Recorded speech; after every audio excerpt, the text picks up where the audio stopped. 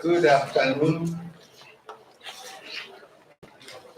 Welcome back to this afternoon session where we're starting with a representative of a very critical part of our concern in this symposium, the Ministry of Education, Primary and Secondary Education, where we are going to have a presentation from Dr. Mahanda, who is Director, Curriculum and Technical Services in that ministry.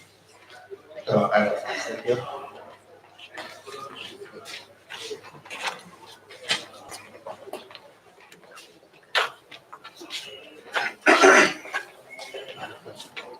Thank you, Director of Ceremonies, for the permission to use your board.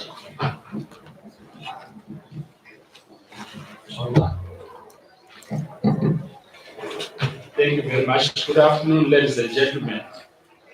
I am not going to use a PowerPoint presentation. I'll explain the reasons later. My presentation is going to be in two parts. The first part will talk about the issues at the ministry, primary and secondary.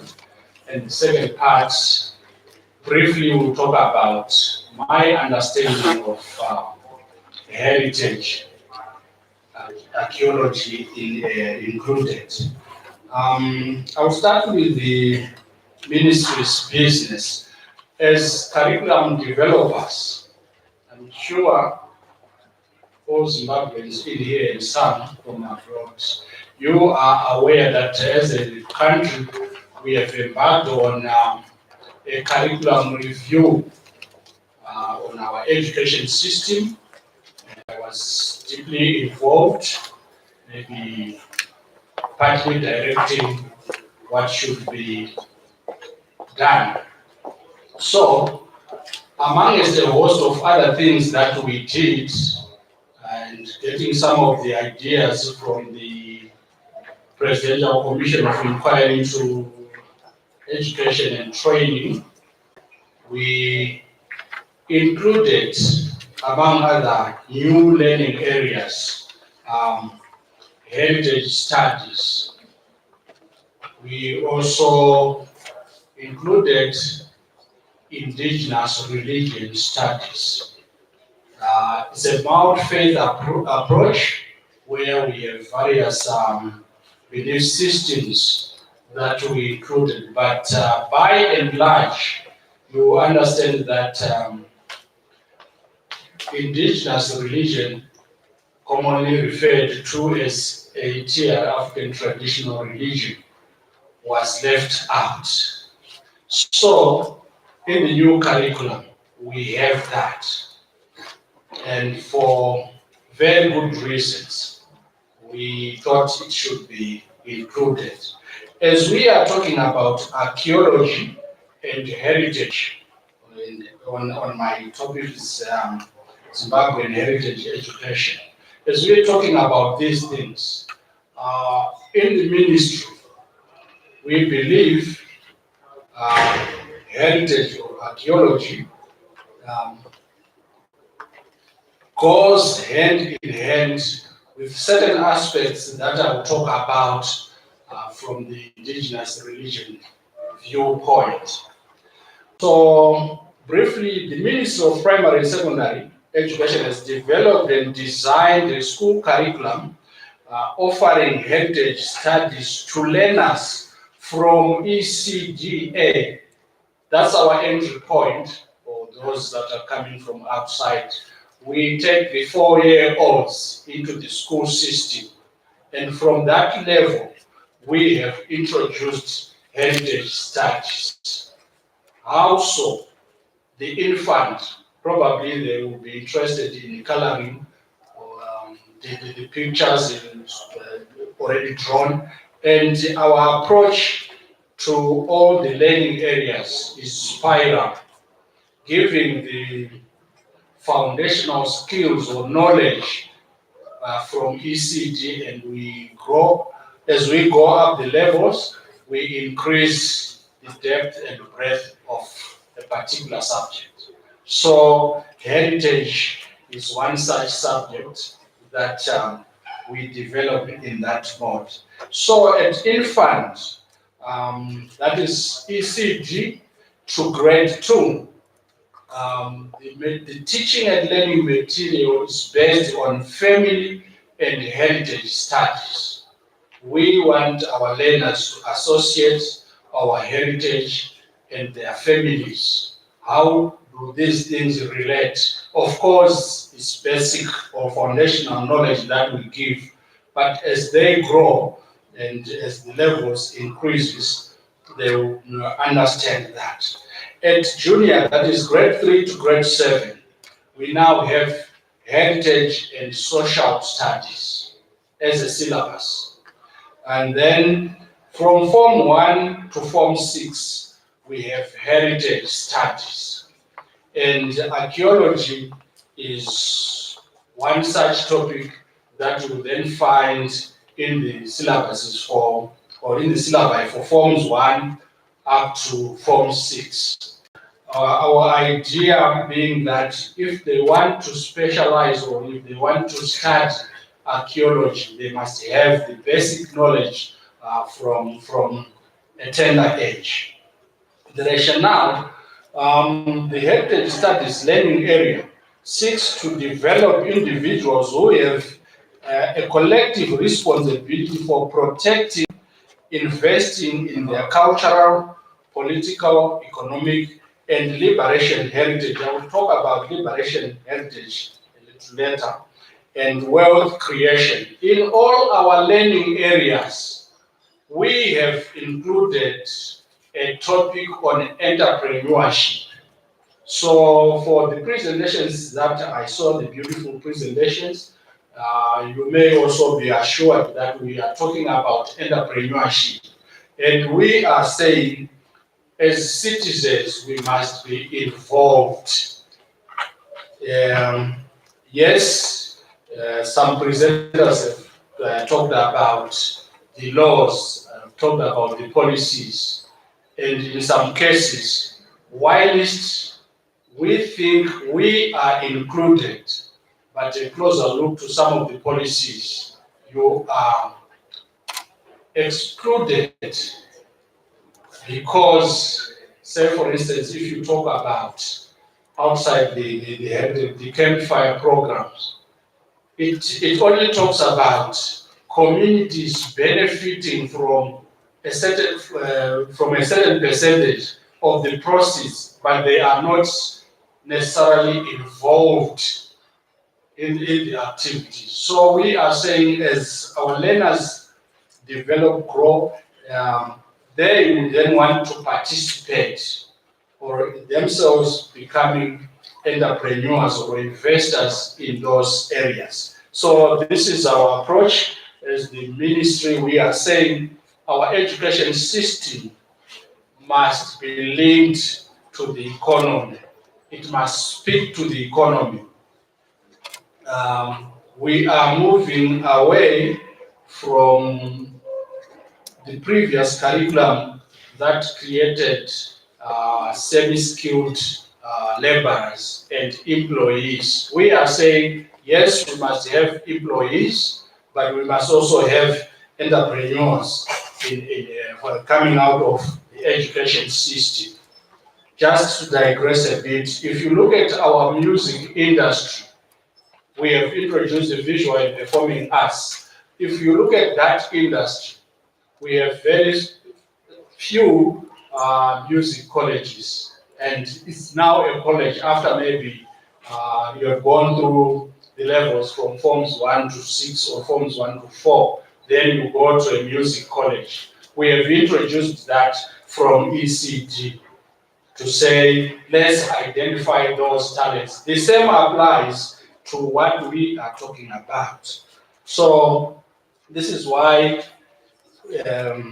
this symposium is important to us as officials from the Ministry of Education. Learners at primary school will cover a number of issues, mainly to understand the heritage sites. we will then go deeper to say what is our heritage as we grow with our learners or as they go up the ladder. For instance, in grade 7, learners will discuss preservation of heritage sites through indigenous ways such as the use of taboos, spiritual beliefs, and so on.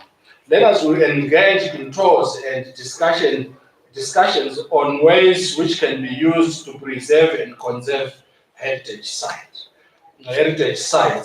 So basically, this is what, as the ministry, we have done. Yes, we will look at a number of issues.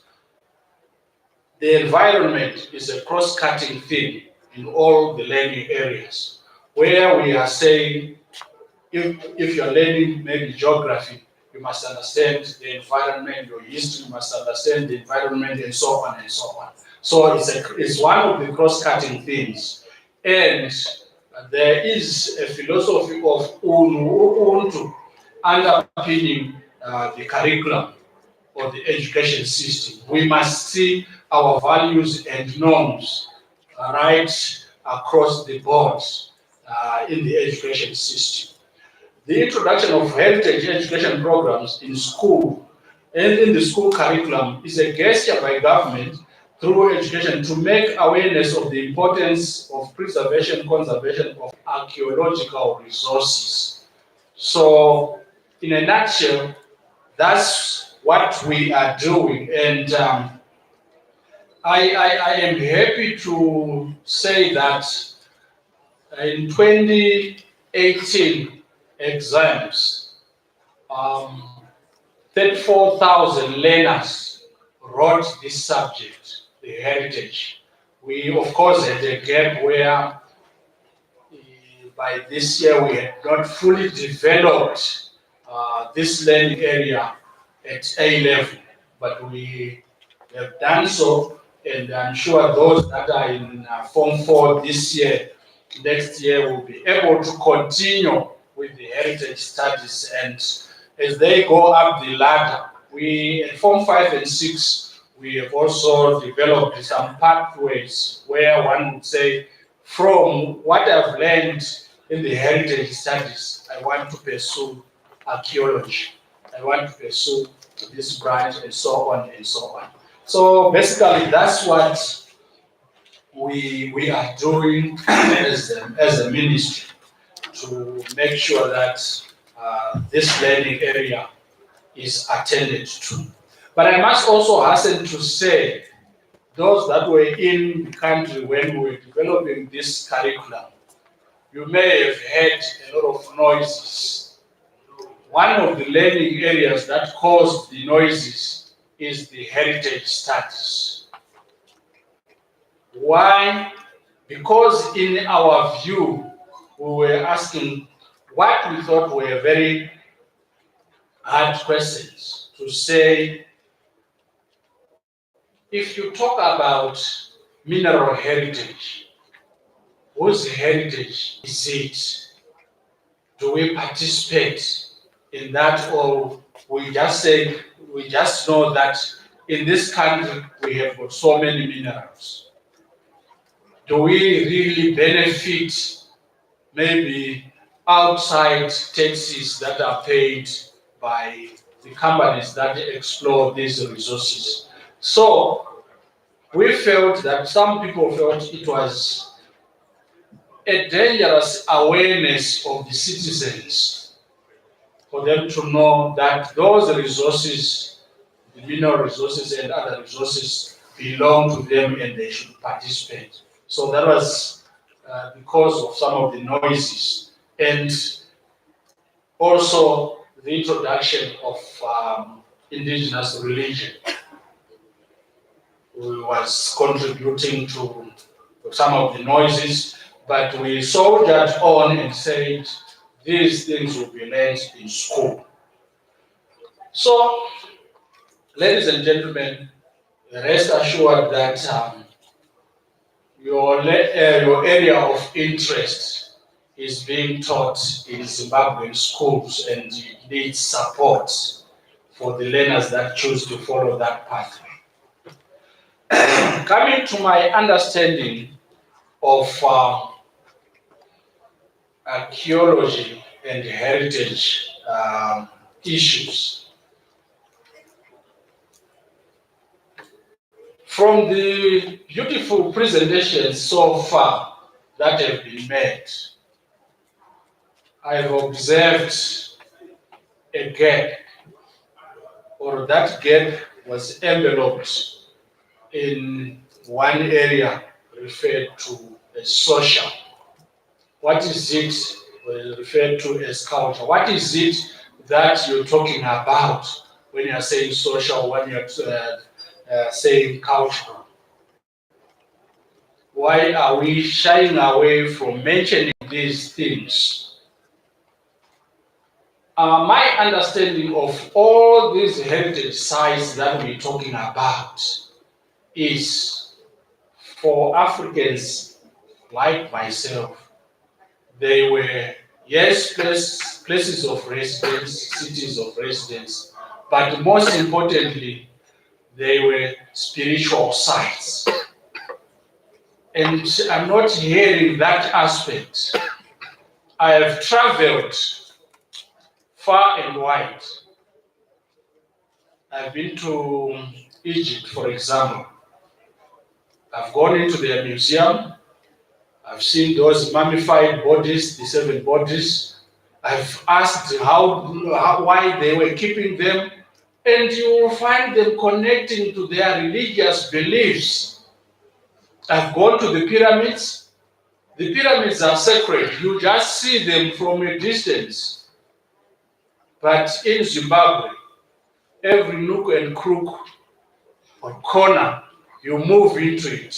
There is no sacredness, because the aspect of the spirituality of those sites has been desecrated. I've been to Kami. I'll talk about 2 or 3 places. I've been to Kami. Beautiful. The tour guides was notorious in asking certain questions, did not understand the spiritual value of that place. And I said, so why are they here? You will know there is in Kami what I can call the fertility chamber. Those that were that have visited Kami, there is a fertility chamber somewhere there. And it has a lot of meanings, or it had a lot of meanings to those who resided at Kami. But then there is also that court, there is that pool. To this day, I don't know whether Hungwe is called Batlia, but there is that Hungwe, the bed that you see on our Zimbabwe bed. Still, it resides at that place. And Africans or Zimbabweans, we have a lot of respect on the spirituality of that bed. But it's not talked about. But what you see, what I wanted to avoid a certain point, and the tour guide said, don't you want to visit the cross? And I said in my mind, in the African tradition, did we have the cross? I said, no, I've forgotten about that. Let's go and see. I went there. The construction and the time periods for you archaeologists, they are way apart. And I asked, who put this cross? Was it when this monument was built? No. And why that cross? The question of spirituality is questioned again. And if you have taken note, most of these sites are at a commanding post. And probably you and I know that all wars are spiritual. That aside. So I'm saying as you discuss these areas, also bring about the spirituality of these areas. Also, those that are with the museums, I'll be happy if, yes, as we bring in tourists, we say this portion is sacred. But if you go to Great Zimbabwe, you can move to any other place, the chief's court, those that don't understand Shona, probably will ask your colleagues. The Machembere's place, everything else, you trample and do whatever you want as you visit. Then we remain naked as our belief system. As you do your excavations, I don't know whether precautions are taken not to desecrate these sites. I just want to probably conclude by asking a few questions. I won't be with you, and if you have emotions and angers, I will leave my email address with Dr. Namo, then we can communicate. But for the physical blows, I will be away. Right. You have made a presentation on Matopos. You have not said those that have made presentations and probably presentations to come. You have not talked about that area, its sacredness. But my question is it still sacred when we have Rhodes and his men buried there? Our people, can they still go and worship? Can they still go and practice their belief system where there are those graves? And how many of our own are on top of that hill? And if not, why not? At times you get to know about the grave of Msirikazi when you are at Matopos. Why are we not marketing that place as the place of burial of Mzilikazi? Are we our own people? At times I get emotional, so I am concluding by saying, as archaeologists, as you also write these narratives, sorry, I will not conclude. I said I'll talk about briefly the liberation heritage. But I am saying, as archaeologists, as you do your excavations, I have not seen any artifacts that are related to spiritual. Africans, as John Pitt would say, we are notoriously spiritual or religious. And that must come out clearly. Why are we shying away from saying who we are? The liberation heritage, what is it that you want to put, say, in the museums? The stories of our leaders, yes? What is happening with the foot soldier? Maybe 39 years after our independence, we still have our gallant fighters lying in unknown and shallow graves. There is a movement of manifestation of those comrades saying we need to be recognized, we need to be buried to home. And as you do your archaeological duties, probably you may want to look at that area as well, because the majority of them are buried in mine shafts.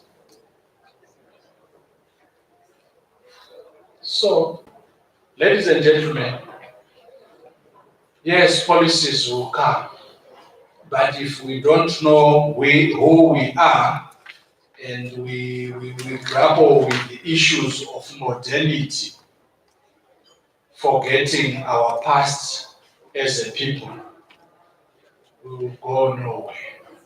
I thank you.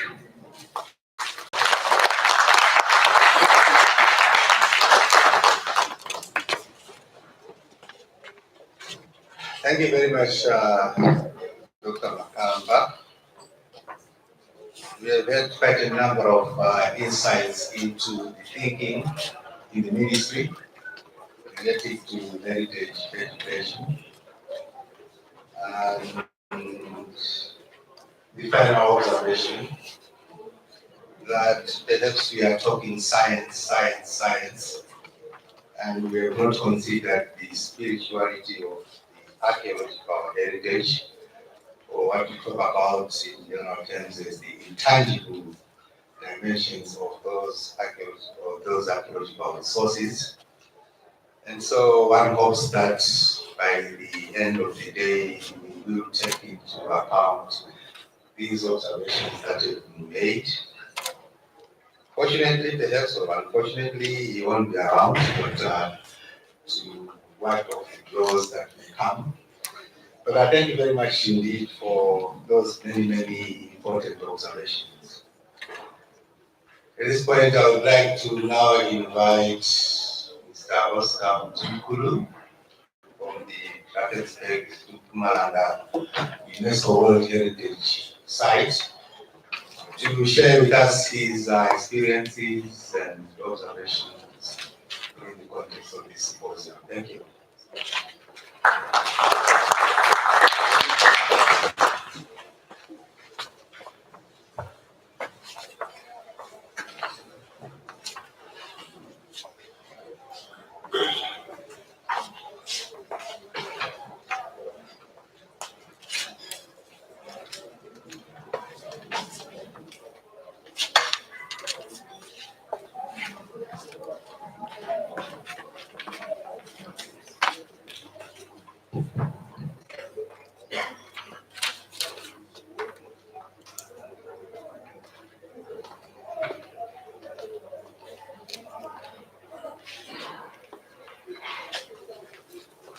Good afternoon. Can you hear me? We get lunch, so I hope you're still awake. If I had a chance, I would have read down my presentation because the previous speakers have made my presentation redundant. But anyway, I will proceed. The site I'm talking about is the Maluti Drakensberg Park World Heritage Site, when it's combined with an extension in Lesotho. But on the South African side, it's called Ukashamba Drakensberg Park World Heritage Site. The site was inscribed in 2000 as a mixed World Heritage Site. I think at the time there were about 23 mixed World Heritage Sites when it was inscribed. So then in 2013, the Lesotho put a nomination forward to extend the Ukashamba Drakensberg Park to include Hlabathelwa National Park in Lesotho as a mixed World Heritage Site. So in context, the map is showing the site and also in terms of where it is in relation to African continent. As a mixed site, the site was nominated for 2 under national criteria, which is containing superlative natural phenomena, which is normally referred to as superlative natural beauty, but also it's because of a high endemism in terms of the species that occur in the park. From biodiversity point of view, as you can see the numbers, these are the species that are endemic to the park. We talk about, especially when it comes to plant species, there are about 2,520 species that are only found in the Drakensberg. And so as the other species. I'm just passing by on this one because my focus is only on the cultural heritage. But just to give you a context on how the site was inscribed.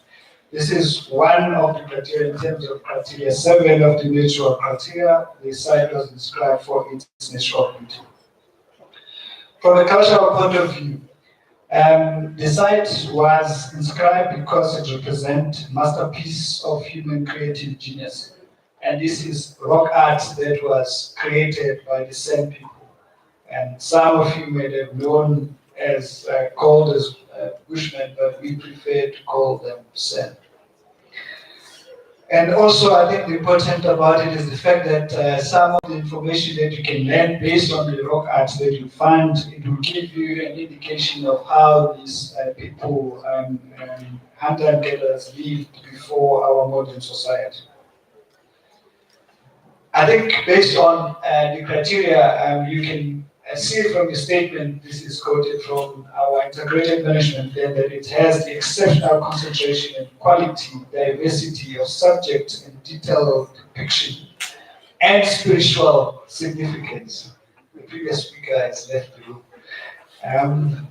And of the same rock art, which is regarded by many to be defined as prehistoric. I saw there were prehistoric archaeologists here, so I think that also resonates with them as well. And having a high degree of complexity of meaning. When people try to interpret the rock art, they encounter a number of interpretations. There are a number of versions of how they interpret the art. And I think this is one of the mystery in terms of the actual owners of the art, because it to date it's been struggling to find the same people or the same descendant. There are people who are called themselves the same descendant of the dragons. But when you try to follow and understand where they come from, and some of them we gather that they are related from visual perspective, but not from genetical perspective.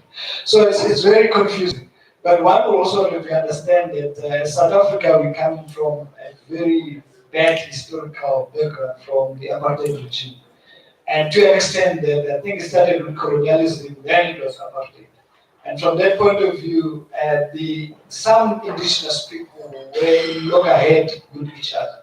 And as a result, most of the same people disappeared. In actual fact, they were killed by the farmers because they were believed to be thieves. So as a result of that, some of them became part of the communities that were living there, the band communities that have moved into Drakensberg. So I think one would have to understand the plight of these areas under together. This is just one of many pictures of the Drakensberg rock art, which indicates the level of quality and the art of the rock art. But based on the archaeology, we have learned that the humans occupied the Drakensberg region plus minus 20,000 years ago, which is a long time. But also the history in terms of excavation and archaeology, it varies. Again, I must be clear upfront, I'm not an archaeologist. I'm a conservationist. But by default, I ended up managing a mixed World Heritage site, which I'll come to that also at a later stage. Again, here the history indicates that there is some degree of variation in terms of years. If you look at the Drakensberg as a region from the south to the central and to the north in terms of the occupation. But all that is also documented. But it just indicates to you in terms of how and when this area was occupied. But also it still doesn't solve the issue of us understanding the rock art. Because as I indicated, it's all been interpreted. But in terms of the actual owners of the art, I think it's still remaining a mystery for me in particular. This is some of our famous rock panel in the central Drakensberg. I'm sure some of you will relate to this because it's one of this that has been highly published and popularized by many, especially those who have studied rock art. Okay, now coming back to the actual site itself as a World Heritage Site. To date, we have over 600 painting sites, rock art painting sites inside the park. And all these have been recorded, and all this also would appear in our provincial museum as well. So in terms of this, I think we have a firm understanding in terms of the sites that are found inside the World Heritage Site. As I indicated, they've got very large concentration, but also I think what is important about them, there is a lot of individual images. If you go to a particular site, you'd find a lot of individual images on that particular site, and I think it's one of the unique properties of the Drakensberg Rock Art site. Having said that, you still have living heritage, which is part of our heritage, where people are using certain sacred sites for a particular reason at a particular time of the year. And those form part of the larger landscape of the Drakensberg region. We also have tradition. We have different tradition, different tribes living around the Drakensberg, and they have their own interpretation and understanding of the cultural heritage that is in the park. But beside that, they also have their own belief. So it is important for us when we do and manage cultural heritage that we consider all these stakeholders, and in terms of what does it mean to these people and how they could benefit from these cultural resources. As part of our efforts to recognize and put the cultural heritage on the agenda, we have developed a sustainable tourism strategy, which is a 10-year strategy. And our main focus and our message is to engage local communities so that they tell their story about their heritage. So that's what we're trying to push, to say, from a cultural heritage point of view, we want the local communities and the stakeholders and the owners of the art to be able to be empowered to tell their own story, rather than having other people narrating their story. Because in my involvement, I have been managing this site before it was inscribed and to now up until there was an extension. When you listen to people, when they narrate the story, especially when it comes to cultural heritage and history, people always have their own version of the story. So I think these are some of the issues. But I think one of the issues that we're trying to identify is actually the rock art owners, which are the descendant people, because we feel that they still have a lot to contribute. As I indicated, there is a group which is, they call themselves the Drakensberg descendant. We do engage with them.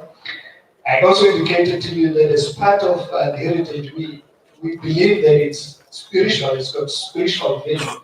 And as part of to deal with the issues, because there was, they also made claims that people who, special tourists who visit the site, some of them needs to be cleansed before they get to the site. So we had some arrangement with them where we grown some specific species of grass, which normally is used, especially by the African indigenous people when they've been to a burial site to cleanse themselves. So these are some of the initiatives of engaging communities to contribute to this. But I think the bottom line here is to make sure that they become part of the heritage and they own the heritage and they tell their story. And that's why we've come up with this strategy, which is focusing and mainly pushing the cultural heritage tourism in particular. As much as that has been said, one of the issues and challenges that we are currently facing is the interpretation of the art.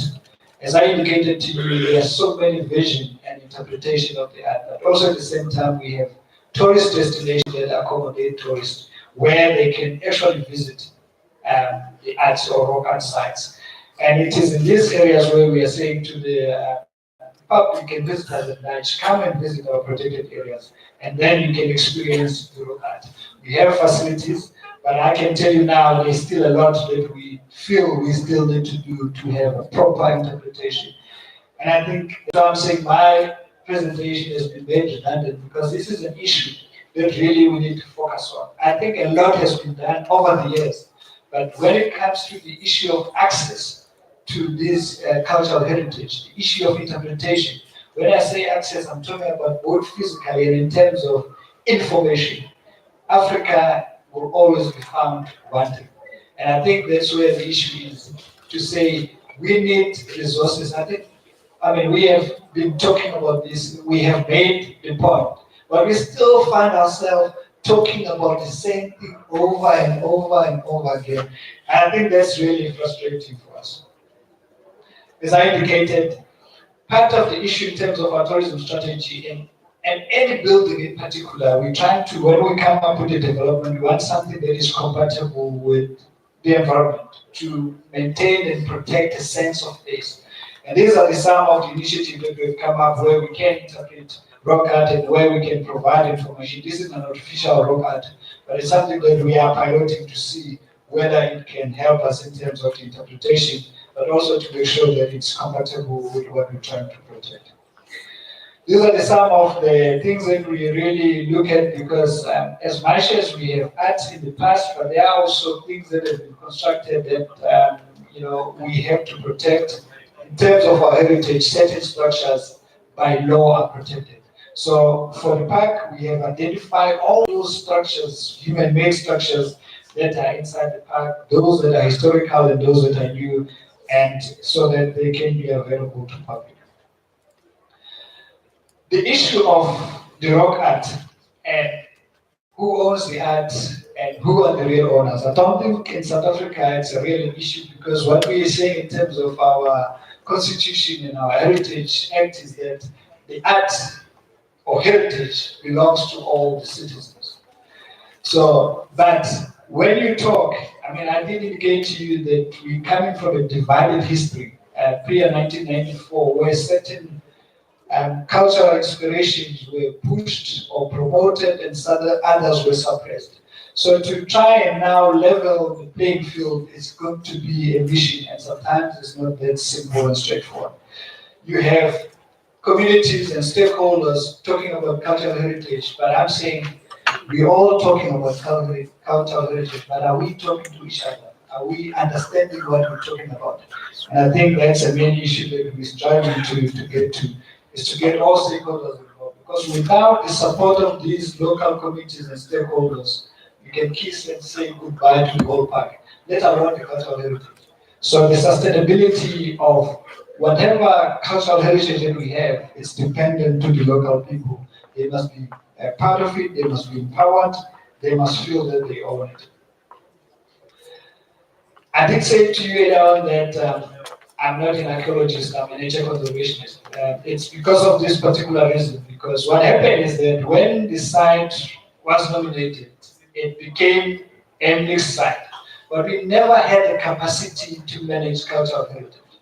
And that had been an issue for us. But to try and deal with the situation, we then entered into a memorandum of understanding with KwaZulu-Natal, which is a provincial heritage agency, to help us deal with this issue. But bearing in mind that the site before it became a mixed heritage site, it was managed as a natural site for 99 years. So now you wake up and saying this is a mixed site, it becomes an issue. So to try and deal with that issue, then we have been part of the connecting practice where we're trying to link nature and culture. And I think for the first time, I'm still want to see the final product. We then agreed, because all these years, from 2000, we have been running two management plans, one for natural heritage and one for cultural heritage. For the first time, we have now integrated our integrated management plan into one to incorporate both culture and nature. So I think that's a step forward. I think we are also in a unique situation where we have our where we domesticated the World Heritage Convention into a domesticated legislation in the World Heritage Convention. This is the act that we use to manage all our World Heritage sites. Again, the management there is also different because in terms of the legislation, we have got two sections. One section says that the minister can appoint a new organ of state, and other section says that the minister can appoint an existing organ of state. So in South Africa, we now have 10 World Heritage sites, but they are all managed by different institutions or agencies. Some are managed by cultural agencies, some are managed by agencies that fall under Department of Arts and Culture, but the focal point is the Department of Environmental Affairs. So these are some of the dynamics when it comes to heritage management. But also I must say, in terms of our National Environmental Management Act, particularly protected area sector, World Heritage site, whether culture or natural, is considered a protected area. And as a result, issues of other land use like mining, in our case mining is prohibited in a protected area. But you still have issues around the buffer zone where the legislation is not applicable. But also in terms of the definition of an environmental protected area, it also includes cultural heritage as part of the definition for our environment. I'm not going to talk because I've touched on the KwaZulu-Natal Heritage Act, but where it comes in terms of us being able to manage the cultural heritage. As I indicated, we have all these issues to deal with, but I think our main business is to protect the outstanding universal value of the site. In this case, we've got the responsibility to protect both cultural and natural heritage.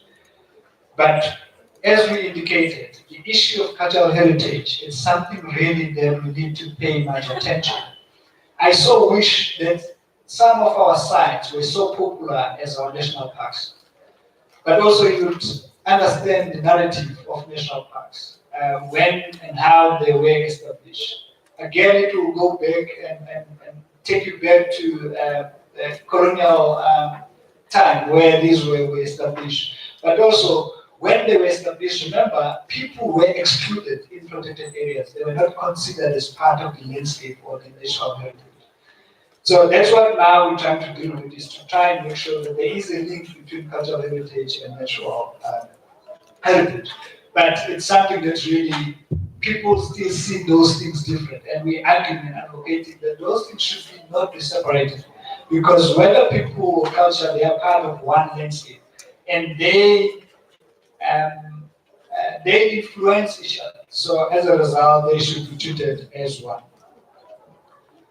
Based on that, I would like to thank you for your attention, and I would like to thank you for invitation. And I just hope that with this symposium, something tangible will come out in terms of what has been our outcry. And then from here, we can move forward. Thank you.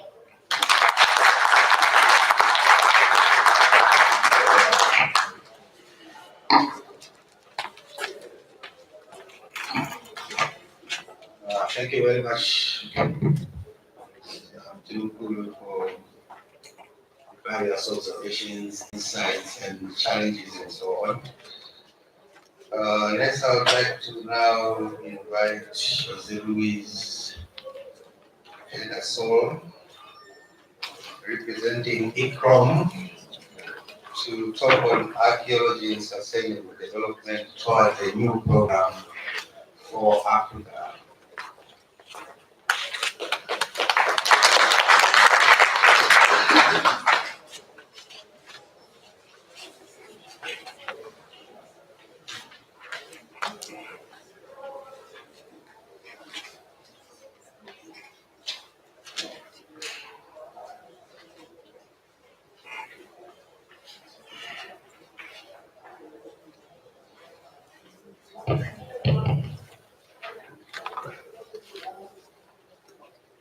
Good afternoon, everyone. Distinguished authorities and experts, dear colleagues. On behalf of the Director General of ICRO, Dr. Berendoro, I wish to thank the organizers for the opportunity to be here and talk a little bit about what's going on at ICRO on the African front. I also wish to acknowledge and thank the support of the Italian Embassy for facilitating our participation here today. My name is Jose Luis. I'm a project manager and I work at the collections unit at ICRO. I am replacing a colleague that you will see on the program you received, Joseph King, who is the director of the sites unit. He had an accident on with his scooter and fractured some bones, so he couldn't come. I was asked by the director to represent him. I'll do my very best. Allow me first to talk a little bit about ICRO.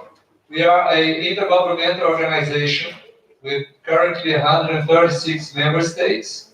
We were created by UNESCO in 1956, but currently we operate independently.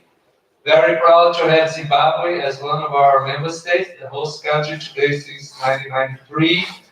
And I also show here other member states which have organized the event.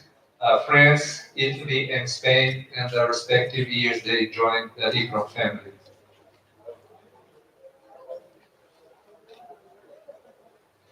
ICRO's mandate is to promote the conservation of cultural heritage all over the world, including movable and immovable heritage, and also tangible and intangible, so all types of heritage across the world.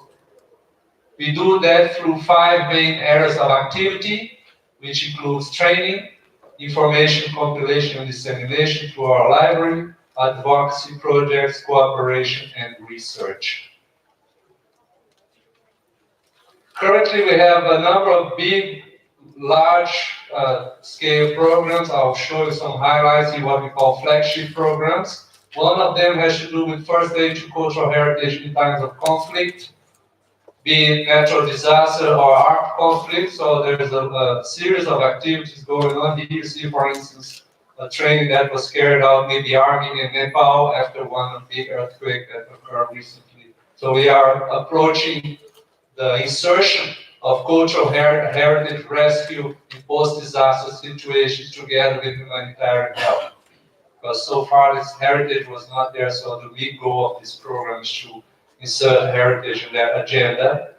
Another flagship program, and I think this is very relevant to what we have been talking here so far, has to do with World Heritage Leadership, looking more at the World Heritage sites, in particular exploring the interlinkage between nature and culture. So integrated approach. I was glad to hear from Oscar about their integration of cultural management and natural management plans. So that's the goal of this program. But also taking a people-centered approach. So engaging the local communities, starting from the people, and then see how to manage and protect this heritage, cultural and natural. And the third and last flagship program I'd like to highlight is on the Arab world. So we have a regional office in the Sharjah Emirate, and that has to do with the archaeology, started archaeology and architecture in the Arab world, but now it's evolving into other typologies of heritage to build capacity at the regional level in the Arab world. Later on, I'll present to you ICROM's proposal for a similar regional program in terms of scope for Africa. And it's essential now that our work with conservation and management of cultural heritage is carried out in a way to advance the sustainable development agenda. So previously, we had conservation of heritage as an end in itself. Now it's no longer enough. So heritage conservation must be a way to enable sustainable development through the use and management of this heritage. So in every activity of ICROM now, we try to match as many as possible the sustainable development goals. And now moving on to the more specific topic of this seminar on archaeology and sustainable development. So if you look first at sustainable development in itself, we have to consider these 3 main spheres: environment, social, and economic development, and their overlapping areas in terms of equitability. So economic development must provide equal opportunities and outcomes for the communities, right? The viability of economic projects in terms of environmental protection, and the variability between social activities and environmental protections. So these all have to happen in order for a project or an activity be sustainable, right? And I think our discussion here today is how heritage, in particular archaeology, can be inserted and can be a powerful driver in these 3 different spheres. So I'm going to show you a few examples from different countries around the world that maybe will provide some inspiration for the discussions. And more concretely, some aspects when we think of how to insert heritage, in particular archaeology, into the sustainable development agenda. So one very powerful element is that heritage assets, be it sites or objects or practice, they function as a very powerful nucleus for social cohesion, be it around religious or spiritual aspects, but also for conflict resolution in communities, for celebrations and so on. So they are very powerful nucleus where social cohesion can occur. More recently, we have seen efforts of collaborative or participatory archaeology, where community members are engaged into the archaeological activities, not to be enabled to be empowered to know better about that archaeology, but also to manage and conserve it. It's important inspiration for creative industries. So if we think about the handicraft based on archaeology, I'm going to show some examples. Sustainable tourism was a topic of many presentations here before. We also have examples where archaeology has uncovered sustainable agriculture practices that are now being reused and reestablished, and also in terms of understanding the evolution of ecosystem around the world, and that is a powerful way to help educate for climate change when we not discuss issues on education and some other aspects. But at ICROM, and I think everybody here will agree, this is only possible, this meaningful use of heritage resources is only possible if it's underpinned by effective management and conservation of that heritage. Right, so this is at the bottom, and that is where most of our focus is.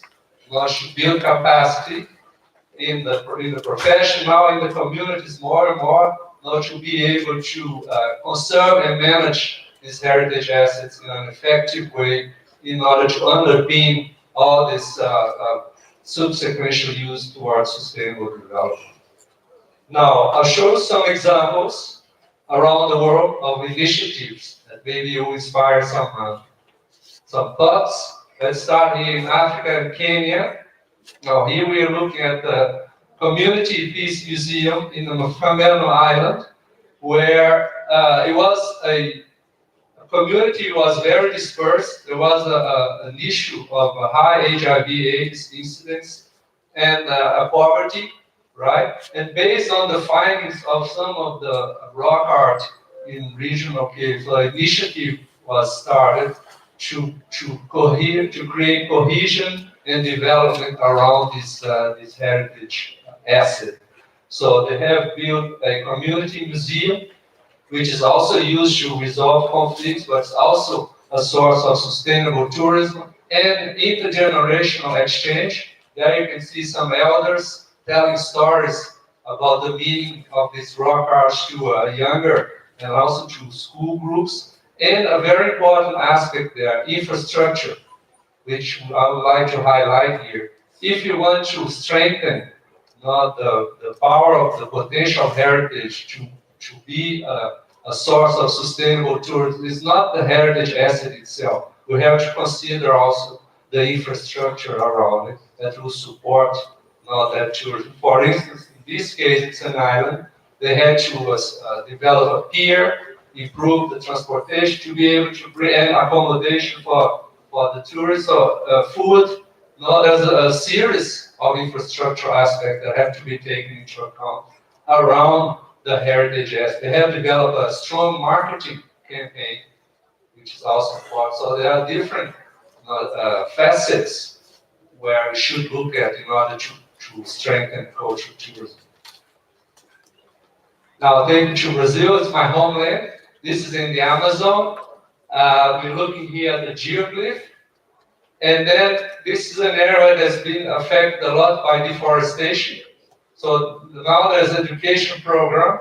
They're bringing schools and the local students there, not only to raise awareness and teach them about this archaeological heritage and its meaning, but also to promote environmental education, in particular on the topic of deforestation. Syria, the old city of Urkesh, couple of thousand of years old. There was they were excavating there, and then the civil war broke, and they were able to continue the excavation, and including bringing students, so that that became a hub in time of conflict, now with the bombing and all the destruction around. So that particular site became a hub for research, also to raise the spirits of the community. And there's a site, so it's a large-scale project. Is initiative of an Italian foundation, what you can see here, Avasa. You can look it up on the site. And they are very keen on saying it's not only the archaeology itself, the historical value of this very old, one of the oldest cities in the world, but it's the value that it has for the local community, in particular as a place for healing and re-strengthening the identity, looking forward, bringing the young students to help go over the scars of the war. So that's an interesting aspect in terms of use of heritage in time of conflict. Now in Mexico, an example of engaging local communities in the sustainable tourism actions. So this is in Baja California, Sierra de San Francisco, a very remote and difficult access area. People have to go on a mule, so the tracks are very particular. And then you have the local communities, the vaqueros, who live there for a long time. Now they're being involved into becoming guides and providing accommodation. And it's a model that's been discussed before. But just an example from another part of the world. One from Italy, Val Camonica, is a huge site with lots of rock art. It's the first World Heritage Site included in the World Heritage List in Italy in '79. And here, besides engaging the visitors with the hands-on activities, I would like to highlight, which is also a business opportunity, the development of apps to help tourists explore the site. And that's an industry there. If you want to promote jobs around heritage sites, it's not only the guides or the food or the transportation infrastructure. There's a whole sector there on the development of apps and this kind of digital technologies that should be explored in order to strengthen our goal. Once again, in Brazil, this is also in the Amazon area. It's a small island there that's called Marajó. There was an ancient culture there, very famous for its ceramics. And then you can see some younger generation of handicraft people being trained and use the motifs. So here on your left, you have the archaeological burial base that's been excavated. And these communities there, they use the motif and the shapes as inspiration. On the right-hand side, you see a recent handicraft product that is made there by the local communities, including the young generation. And then one aspect I want to highlight, they take the clay to make the pots from the riverbanks around. And that's an important aspect that we have to take into account as well. When it's good to use the local resources and to engage the local community, but the working conditions must be decent and healthcare issues must be taken into account, and also the environmental impact.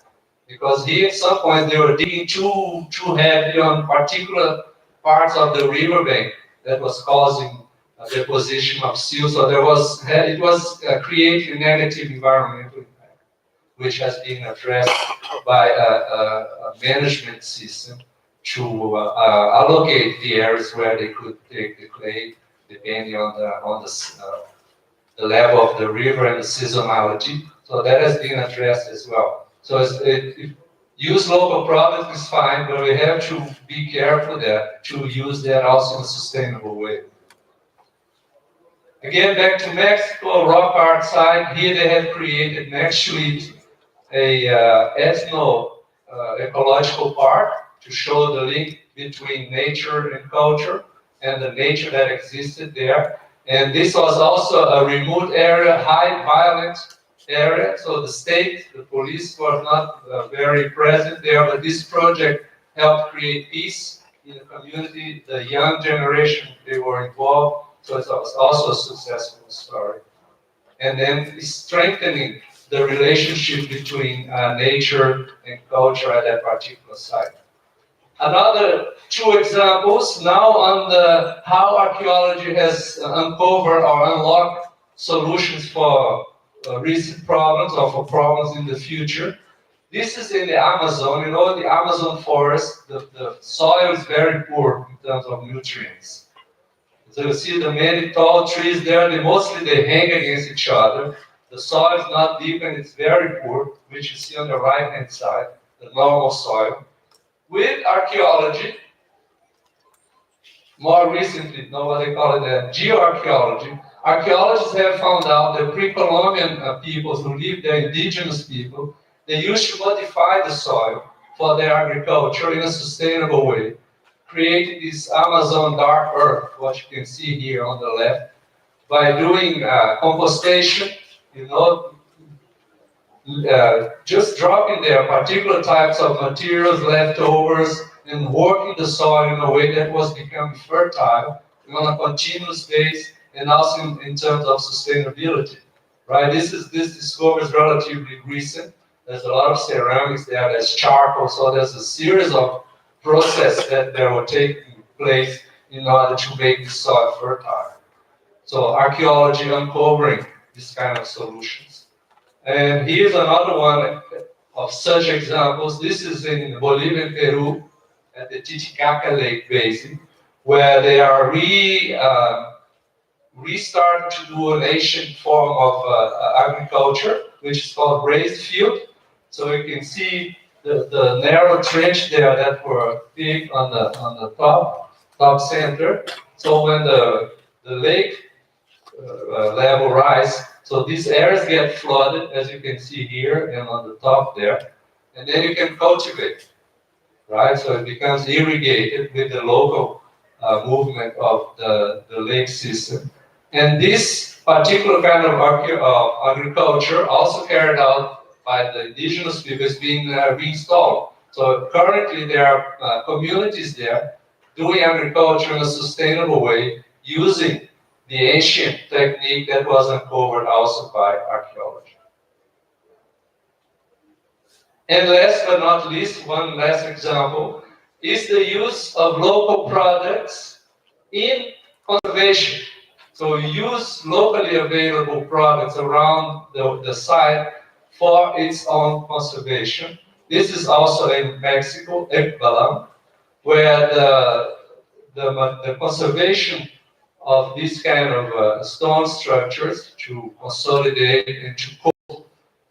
For that treatment, they are using some types of gums that are extracted from trees that grow locally, as it was used before by the ancient inhabitants.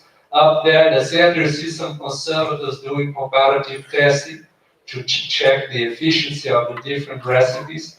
And here you see a piece of a monument that's been consolidated and coated with that kind of material. Again, using local materials, engaging the local community, empowering them for the conservation of this site.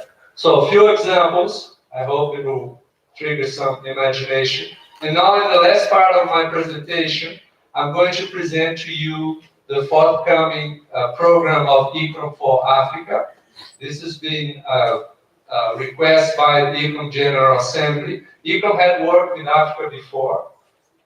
From the 80s until the 2000s, we had two programs here, regional. One was called PREMA, Preventive Conservation for Museums in Africa, looking at the conservation of heritage collections in the museum using preventive conservation approach. And then we also had the Africa 2009 program, which focused more on built heritage. Management, and towards the end, more of engagement of communities. This is following the request of the General Assembly. This program will be launched next year, and the focus of this program is the African youth. So I'm looking at you guys, the future of conservation and management. So youth in the driver's seat. We had a meeting in February in Rome with several colleagues from different African countries, many young people, and one thing that came out is like, let's make heritage cool. But that was a strong message for engaging the youth. And let me show you just some aspects of the program. This is the goal. So with this program, we want to make the heritage of Africa a source of inclusive economic and social benefits for its youth. And here we didn't say culture or natural heritage, it's all together. It's one heritage. Target beneficiaries, we look at the African youth from 14 to 35, so that's the core target. Young professionals who have or want a career in heritage management and conservation. Young entrepreneurs, so we want to bring entrepreneurship into the sector, right? Interested in innovative enterprise, particularly in the heritage sector. So we want to engage these other sectors. And young people in local communities, especially in urban areas, which are more vulnerable. And in terms of institutional target beneficiaries, heritage institutions in general, museums, archives, libraries, sites, all typologies of heritage. The program is for the entire continent as well. Key objectives, we want to engage Africa's youth in the practice of their heritage, so the sense of appropriation is there, its conservation, its management, promotion, and resilience, right? We want to create resilient heritage and resilient communities. To mainstream sustainable entrepreneurship opportunities for Africa's youth within the heritage sector. So we saw as an example, I mentioned the whole issue of digital technologies. So how can we bring that to the heritage sector and create meaningful entrepreneurship engaging the young generation? So that's one example. And we want to engage and strengthen heritage institutions. One of the sustainable development goals is strong institutions. So for ICROM, it's essential that institutions in the heritage sector and beyond are strong to ensure continuity and support in developing sustainable and innovative use of heritage for education. So we just heard the representative of the ministry, development, peace, and security. We are envisaging a 2-year pilot phase starting 2020, and then based on that, the program will develop. So the core activities that we are foreseeing, one is what we are calling heritage hubs. So on a particular heritage site or a museum or some type of heritage asset, to develop a variety of activities around that heritage asset in terms of training, education, entrepreneurship, etc., to make it a vibrant hub and to show this as a reference for other heritage sites or assets that could be where it could be replicated. So with that, we want to create synergies between heritage professionals, so professional community, local governments, and young people around selected heritage assets. We are going to do call for proposals, so if you have any site already in mind, stay tuned, right?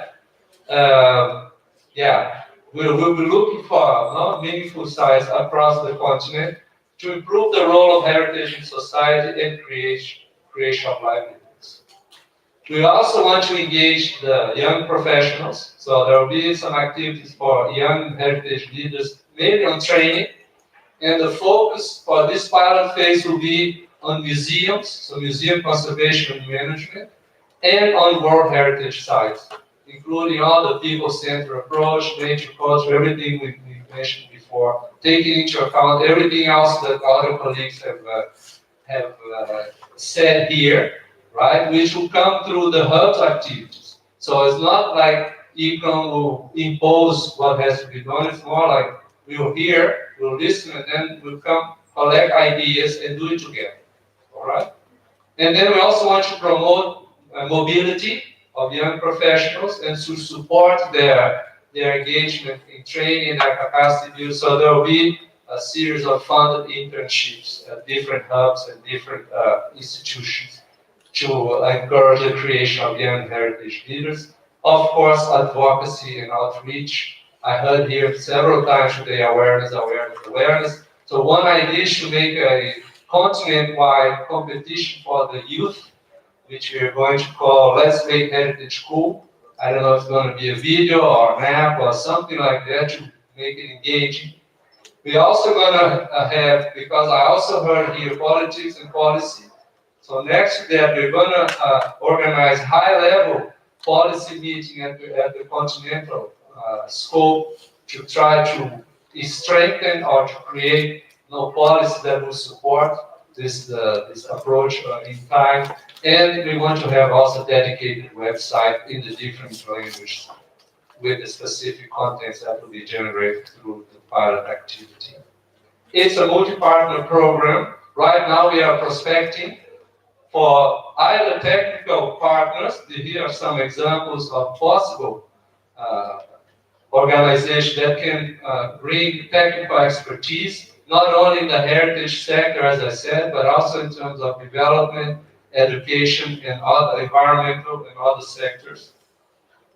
Of course, we work with institutional partners. So there will be a partnership with African Union, African Heritage Institution, and so on. And of course, we need to fundraise. So we're also looking for resource partners. I have a little bit more detailed information concept note about the program. I have distributed some of them around, so if you are interested, get in touch. So there's a little bit more on that. But this is the idea about the program we are foreseeing for Africa. For more information about this program, in particular about ICROM in general, so please visit our website. We are also on Twitter, Facebook, LinkedIn, other social media platform. And with that, I conclude, and thank you very much for your attention.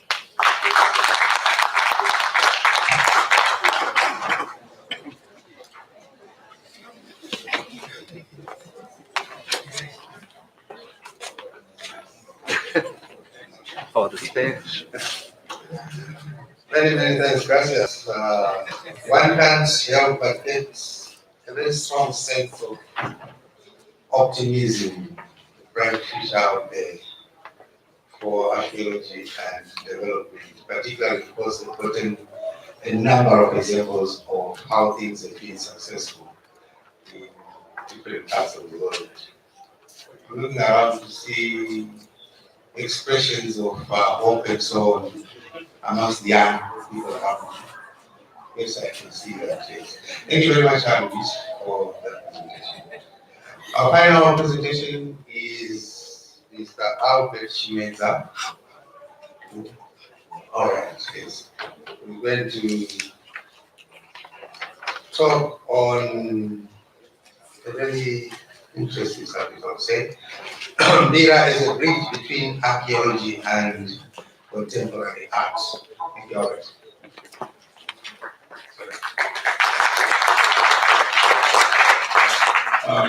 Good afternoon, everybody.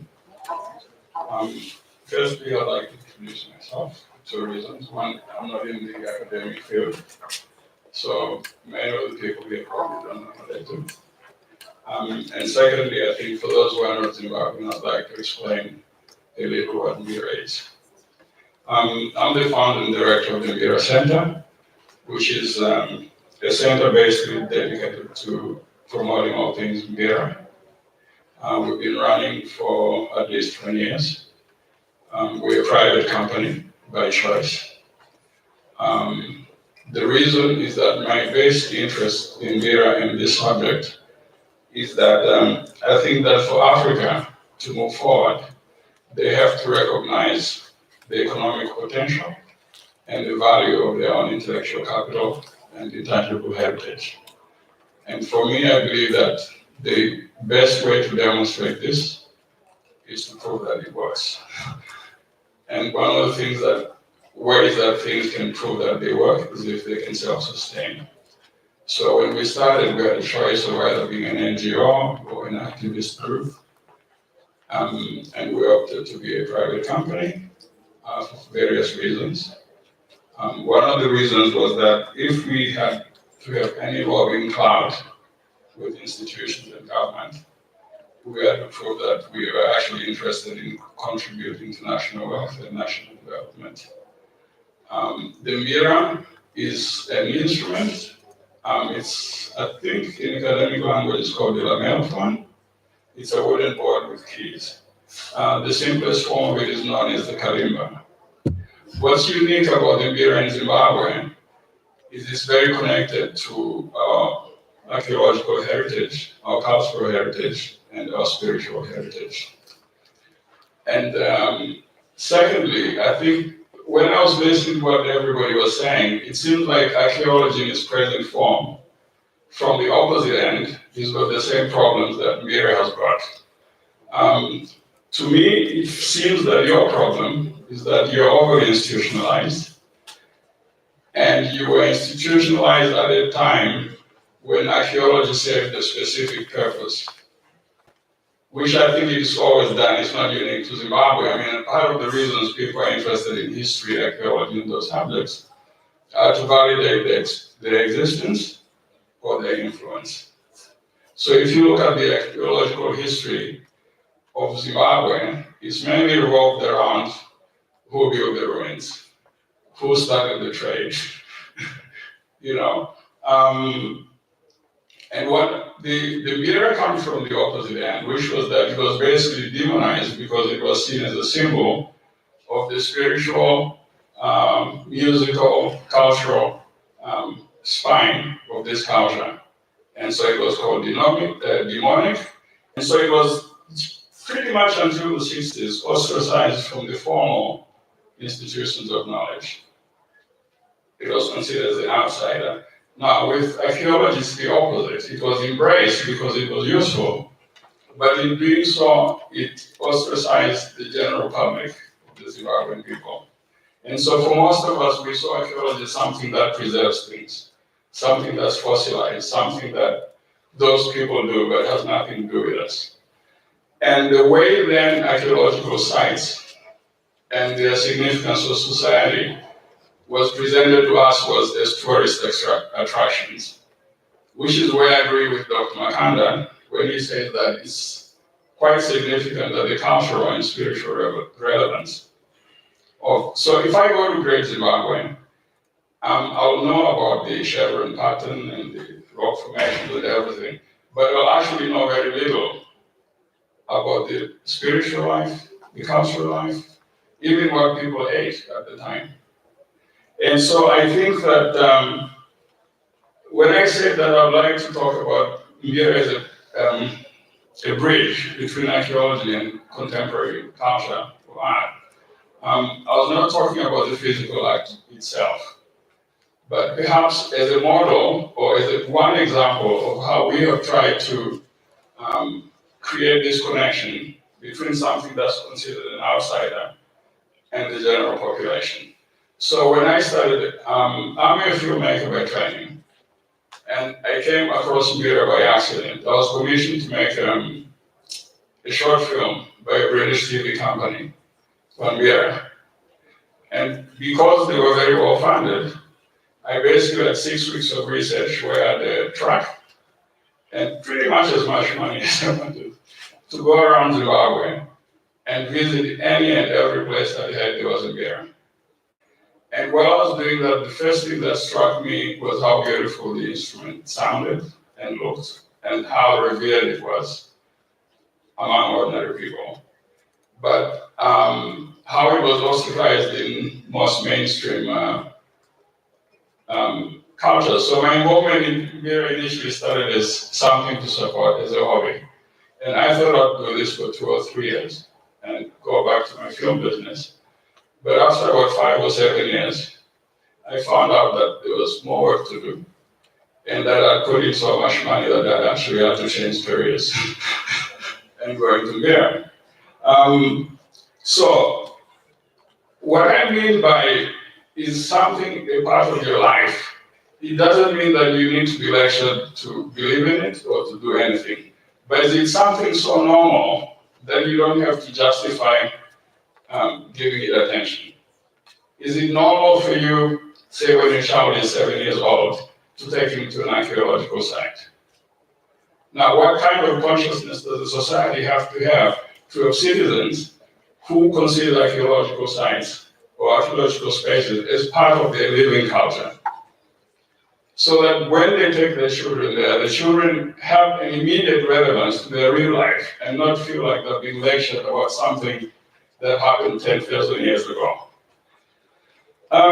What we did with Mira was very simple. First of all, we decided we needed to have a physical address that seemed normal to the people that thought Mira was abnormal. So fortunately, I owned a house in Highlands, which is one of the better residential areas of this country, and decided to start the project there. One of the things that was immediately clear was that there was really not any substantive Mira presence in the education system. I think there was one training college initially, Kwanengoma, but they were teaching like a hybridized form of Mira, which is called Nyunga Nyunga, which was invented in the 60s, but not the original instrument, which was hundreds of years old. The second thing is that because of the travel I'd done, virtually nobody that anybody in the Mira community respected as a great Mira player, Mira maker, was part of the institutionalized system of teaching Mira. So I think one of the challenges of archaeology, as far as I'm concerned, is to bridge the gap between oral history, spiritual and traditional knowledge through practitioners in those fields, and the formalized knowledge that you guys have. And we have this knowledge of meaning for both camps, and I think this is the way part of your knowledge can be transmitted and be useful to the general society. Now, I don't see archaeology creating jobs and occupying people and engaging them. The world is moved to a stage where the artifacts themselves may not necessarily have much value to the general person, but the ideas behind the artifacts and the history behind the artifacts and the social beliefs and attitudes behind the artifacts can actually be worth millions of dollars, hundreds of millions of dollars. If you got a designer to be inspired by all the archaeological findings and to start producing new designs, new cuisine, new fashion, inspired by the knowledge that comes from archaeological findings, a whole new industry can come out. Somebody this morning mentioned filmmakers. If any African government said, right, we want a film, we want a children's film on a young boy who was looking for his ancestors. And he started going from ruin of all the ruins, and in here you have this adventure, that adventure, you probably could sell that film, and you could have a lot of 7-year-olds who want to see that kind of film. So for me, just like Mira, the question becomes how do you leverage the knowledge and the artifacts that you have into a modern way that actually has relevance to modern people and presented in a modern manner. One of the things that's happened is that knowledge has moved from artifact to knowledge itself, mainly because of digitization and the computer age. So maybe it's time to think of how you can leverage the knowledge that you have in archaeology into spaces that accommodate the technological changes that have happened. For me, one of the things that we did is to create a festival. Because by having a festival, you're forced to go to the press and let the public know what you're doing. You're offering a platform for the practitioners to have a space to be seen. We've been running the festival, I think this year will be in the 7th or 8th year. And before we had a festival that had a children's component and an adults component. After the 5th year, we realized that although the two things look the same, they were actually very different products.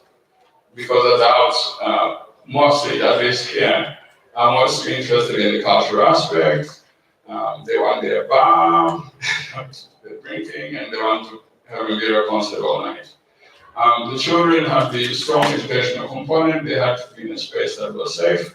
So now we have two festivals, the Children Festival and it wasn't propagandistic.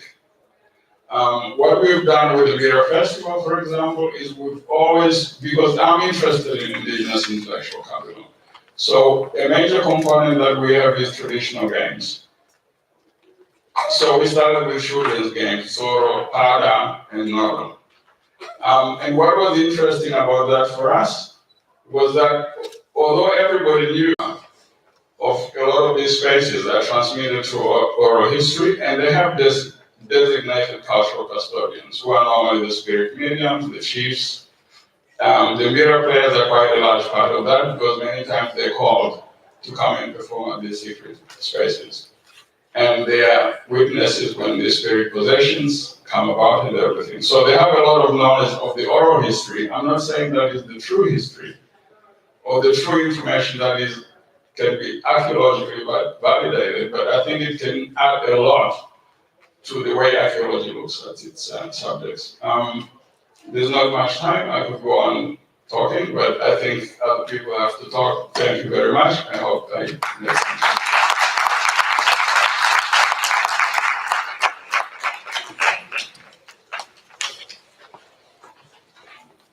Thank you very much, Albert, for that dimension, new direction that helps in how archaeological resources can be utilized.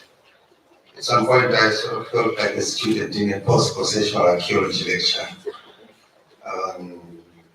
Convert those knowledge in the artifacts and look at the meanings of the artifacts rather than the objects themselves. Thank you very much. That represents the last of our formal presentations in this session, as it were. And as I indicated in the morning, we will have something like 15, 20 minutes or so, during which if there are any questions, any comments, any contributions, they should come in now on the various presentations that we get. Well, if I may refresh our memories, our first presentation was Dr. Mpira, which was on the archaeological resources of Zimbabwe. That was, of course, following on the summaries and the messages and histories of support during the opening.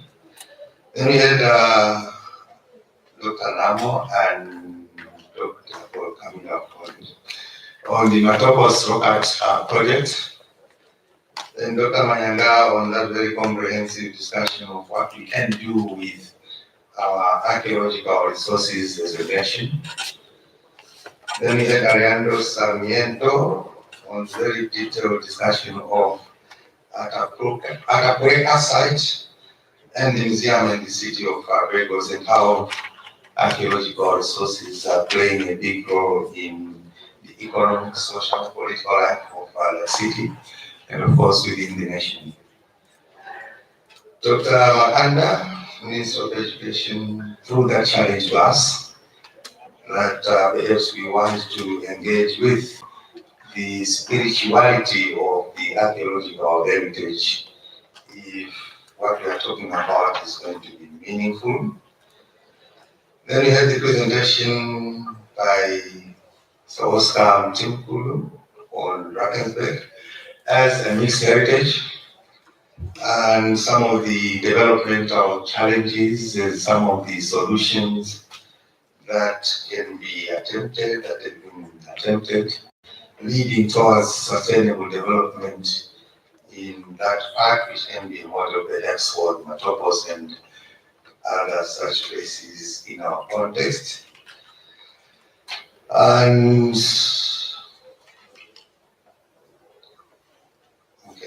Jose Peterson from ICROM, a very informative illustration of what archaeology, not only what archaeology can do, but what archaeology gets done in various parts of the world in the context of development. And I shall not sum up our bit, I've just been talking about him. We, as I said, we are being challenged again to consider not the objects, not the stone walls and so on, but the story behind them as perhaps another way of utilizing archaeological resources. I hope that kind of summarizes things and the best as I can.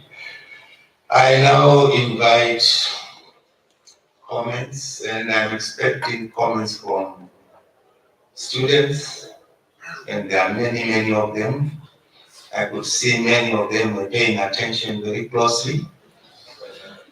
And of course, the professionals and people and people and people. So, as they sometimes say, it's now open to the floor. It's very, it's not the floor, it's like so, not quite the floor. Any questions or comments? It's Sorry, there's something very important in all this. Sorry. There's something quite important I forgot to mention. that's a very clever way of. No, it's very important because it's to do with the school system. How do you get, it's been covered with the, but one of the things we had to do for about 15 years was to tell the government and explain why Mbira was important in the schools and how part of normalizing it would be to make it normal for kids to grow up thinking it's normal to play Mbira. Like any kid in this country knows about how to play football because they played it at school. And I found it odd that a lot of our one identity was not integrated in the school system. And I think I'm glad now the government is, actually there was a cabinet resolution for Mbira in schools. Thank you.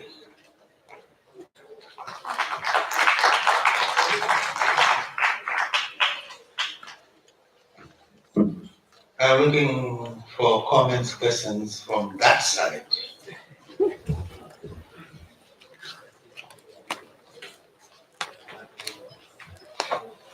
Yes, Albert, thank you. Is it coming up? Yes.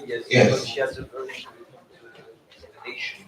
Actually, it forces me to say something. I'm so sorry that the gentleman from the Ministry of Education had. Yes, it please, if you stood up so that we can. Oh, yeah, Yes. sure I can.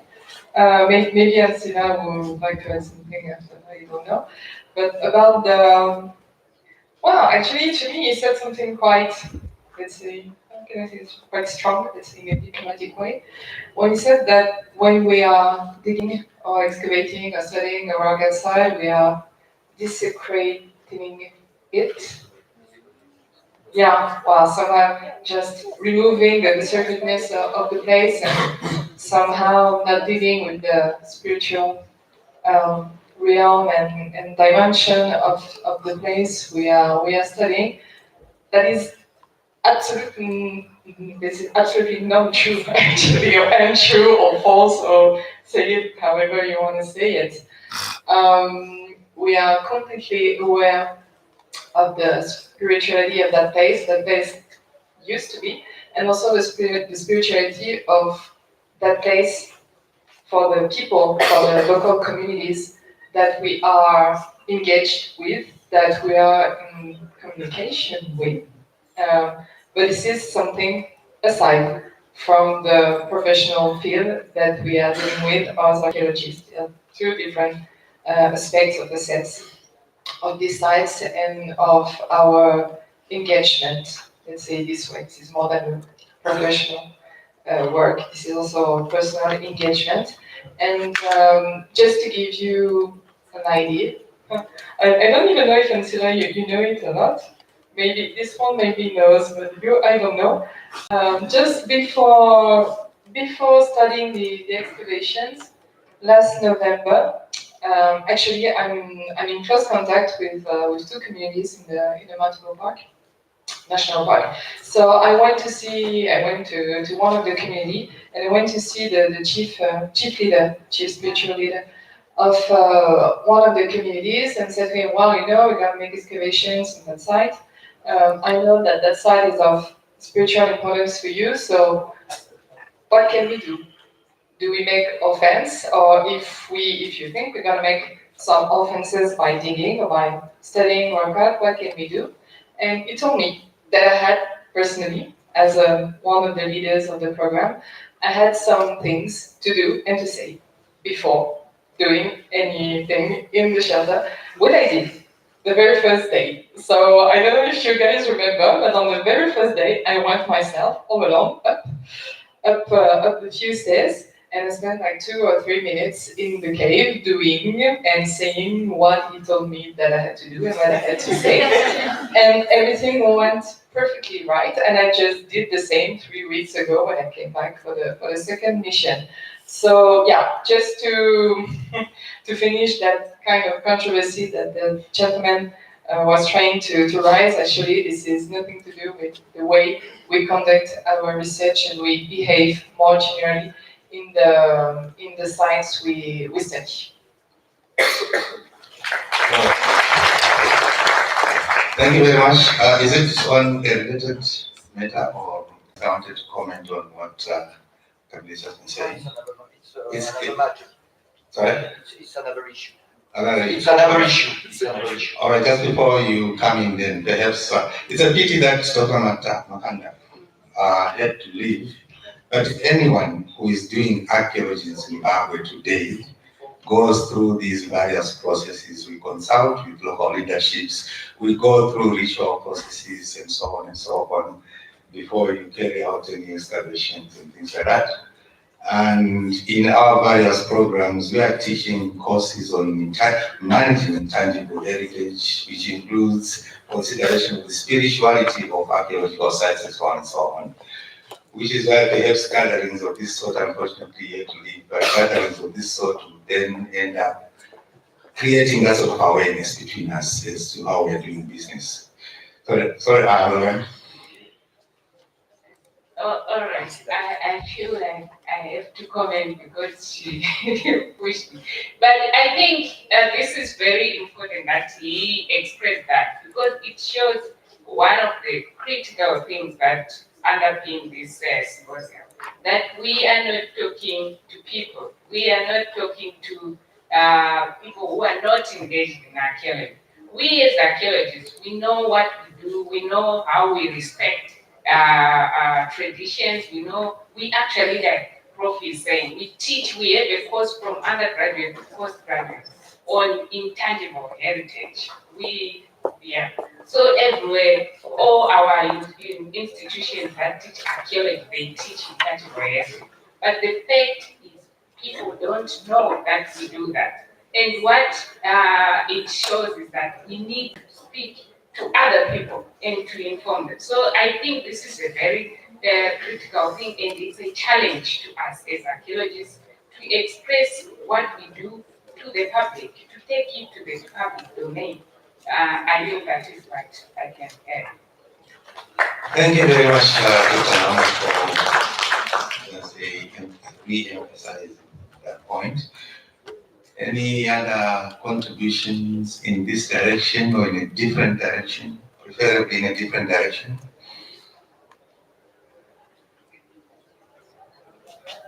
Okay, thank you for the floor.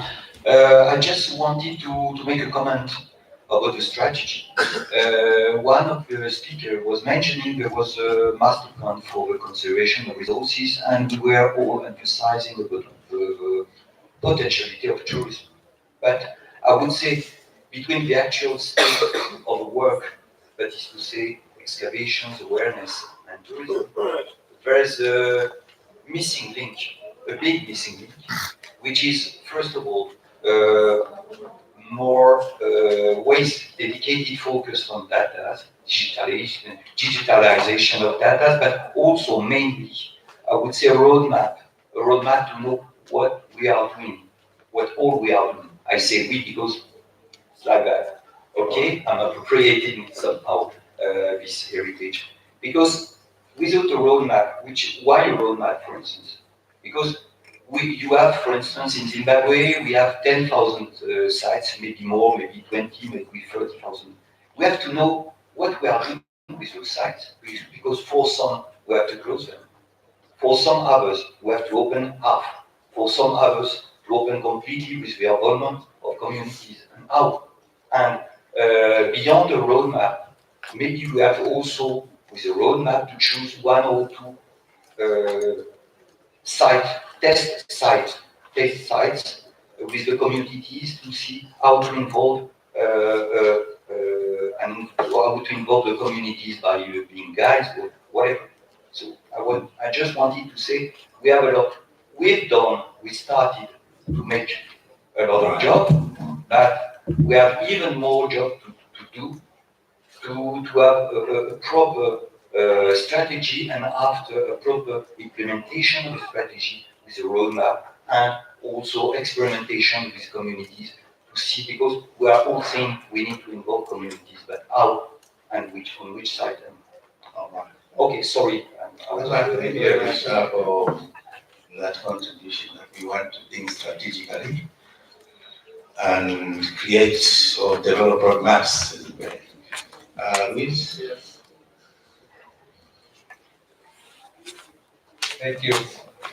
Just a point I want to raise concerning documentation, which is crucial, especially in archaeology. And we saw generation of 3D imaging, all the spectra and the artificial color. There's a lot of new data being created.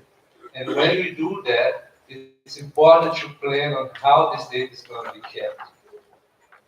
It's easy to generate, there's often grants to do so, but it's a lot of megabytes, terabytes of image. Who is going to keep that? And do we want to keep that for a long term, 15, 20, 100 years? So that's actually, we're creating new archives. And archives also heritage. So when we do documentation, plan ahead, I think it's crucial, and we see that at even we have programs for sound and image archive. It's often a recurring problem when there's a lot of data being created, and now with digital it's easier. We need to plan long term how this data is going to be kept and managed, especially if we put them on CD, DVD, so there's obsolescence of the media where it's stored, there's a requirement for refreshment. So if you want this data to be available for the next generation of archaeologists, 30 years and 100 years, how are we going to keep them? So that's crucial. Keep that in mind as you go on documenting, which is also crucial. And another thing, quickly, if you allow me, I forgot to mention there's this Trust for African Rock Art. It's called TARA. So they do a lot of programs in Africa only for rock art. So if you are interested, they have a lot of very important initiatives, TARA. So you can look them up on the web. Thank you. Thank you very much. Any other questions? Well, finally. Well, with great respect, I thank you for this opportunity, Professor Pitti. And of course, my contribution and question is particularly directed to the presentation that has been made by the executive director of the National Museums and Monuments of Zimbabwe, Dr. Godfrey Mahachi. Unfortunately, he's not here. In his words, he said the visitorship at Kami World Heritage Site is not that interesting. And of course, I tend to wonder why a heritage site of such status, a World Heritage Site like Kami, of which its values are equivalent to other World Heritage Sites the world over. And of course, we see other heritage sites actually providing some mechanisms to manage the frequentation of visitors. Because visitors are so many, the visitor frequency is so high. But then when it comes to our own heritage, the visitors are so few. Is it the case of lack of interest, or maybe lack of well-informed to the visitors? Why? Because taking, for example, look at the other World Heritage sites like the Himeji castles, the Notre Dame in Cathedral in France, a record of receiving high visitors. Like per day, they can receive 30,000 visitors per day and 13 million or 28 million annually. But then Zimbabwean heritage, what problem about it?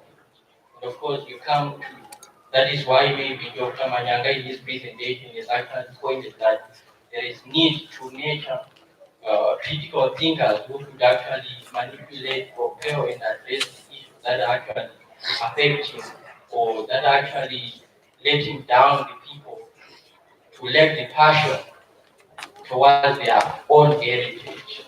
I think. Unfortunately, Dr. Mahachi is not here anymore to be able to respond to that question. But perhaps I see a few people from National Museums and Monuments of Zimbabwe who perhaps can give some indication of one sort or the other as to why things are not happening and coming. Can I get okay, Mr. Sagia? Okay, thank you, Prof. I will not respond to that because the National Museums in Zimbabwe. But my comment, I think, is directed to the organizers of this conference or symposium. I think it was going to be more interesting to listen to the voices and the experiences of the local communities who are interacting on a daily basis with these archaeological sites. Maybe we can get a comment on that in terms of the attitudes, the experiences of local communities with regards to archaeology in Zimbabwe. Then with regards to that question, it's a general question which probably I can only answer. Like say, I think it's the public perception. And also probably to add on to it, I think as National Museums and Monuments, we have tried this coming Friday, we have the National Heritage Quiz Competition, which is a marketing a tool for the organization. But remember, you cannot force a horse to trip. Then I think I raised that case. I want to comment to my ICOM colleague. If you still remember, I was part and parcel of the ICOM family 2016 for almost 5 months. I presented quite a lot on Zimbabwean heritage capacity, development, sustainable matter. I just want to urge my colleagues in here that ICOM is a platform where if we are to tap it well, and if they are coming to Africa, I want to urge the youth there or the students there to probably have something in written in terms of probably project proposals. As for National Museums and Monuments, starting from today, I'm going to start probably writing another proposal. So that is either I'll be going to present in Kenya or the Kenyans also come here, then we collaborate. Let's take probably heed of ICOM coming to Africa, I think. Thank you very much. I think Dr. Mpira will offer some thoughts on the original question. Why are people not coming, or indeed the various other archaeological attractions in the country on the same scale as elsewhere? Thank you, Mr. Chairman. We haven't done enough studies actually to find out why people are not coming. I think Nyarwanga said it's about perception, but there is no documented documented study to show that people perceive heritage places lowly. So that needs to be part of our investigations to see why people are not coming. Is it about the accessibility of sites, which I think in some cases it is a problem of access. But when you look at Kami, it's very close to the city. Why do people not go there? We really don't know at the moment. If you look at sites like Great Zimbabwe, about 100,000 people go there annually. So that's quite a substantial number that visits those sites. So perhaps people know more about Great Zimbabwe and they don't know more about the other little sites that are potential places for visit. I don't know, somebody mentioned the cultural thing. When we want to spend our weekends, the country is trying to promote domestic tourism, and unfortunately, most of them don't end up at heritage sites. Is it because our infrastructure is poorly developed?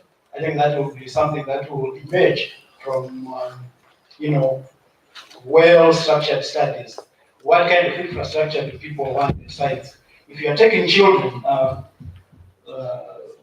Albert was saying, if you are taking children to come, for example, will they enjoy it? Do we have the things that will excite the children? Probably not. Do we make the sites themselves accessible to all different categories of people? I think to places like Kami, you almost get specialist or special interest groups, and it is usually the researchers and people from outside Zimbabwe. So I think we need to also somebody talked about marketing. How do we change the perception, public perception about these places to make sure that they think it is worthwhile to spend my time at a heritage site with an archaeological site? Thank you very much for the possible reasons. And no doubt there's many reasons why this is the case. And perhaps for now we are saying to talent and people who are thinking in that direction that your answer belongs to the future when appropriate studies have been undertaken. Oh, right, Mr. Abaka. Again, you are responding on behalf of or as part of national museums. No, I think. Or is it different altogether? Yeah, it's different. Oh, right. My contribution is on something that has been raised, but has always bewildered me as an employee of the National Museums and Monuments of Zimbabwe. Reference has been made to the spirituality of archaeological sites. But my concern is that we may run the risk of looking at spirituality as though it's a straitjacket, it's homogeneous, it's straightforward. Because the spirituality of people has become a very complex matter. It's not just what the spirituality does not reflect what we would ordinarily refer to as tradition. At the very same archaeological sites, we see traits of people who are coming to do ceremonies or rituals which have probably nothing to do with tradition, so to speak. You will see that archaeological sites are now patronized by people of different religious and spiritual persuasions. The most, of course, notorious in course being the African apostolic sect, they're actually even coming to do what we can regard as vandalism, as they create their own symbols within those sites. It's another type of spirituality that is now finding expression at archaeological sites. So perhaps my question is, what then do we do when the spirituality of the people changes and seems to manifest things that do not reflect on what we intend to promote as archaeologists and heritage managers? Do we vampirize, legislate them, other them away from these spaces? What do we do to make the spaces inclusive and without also condoning vandalism and distortion of the sites? Thank you. Thank you very much. That sounds like a very involved question which should really involved, a very involved discussion, but very quickly responding Albert, and then very quickly, because we're running out of time, we have yet the whole report to be presented. Very briefly, I think there might be a confusion between using the spaces for spiritual purposes. I think many, at least I am and other people, are talking about just creating an awareness that these were not just ruins. It's not that people should go there and do whatever they have to do, but at least that in part of the education of why these places are there, people should have an understanding of their own spiritual archaeology, if you like, and how it connects to the spaces. It's not a question of practicing in the places. Thank you very much.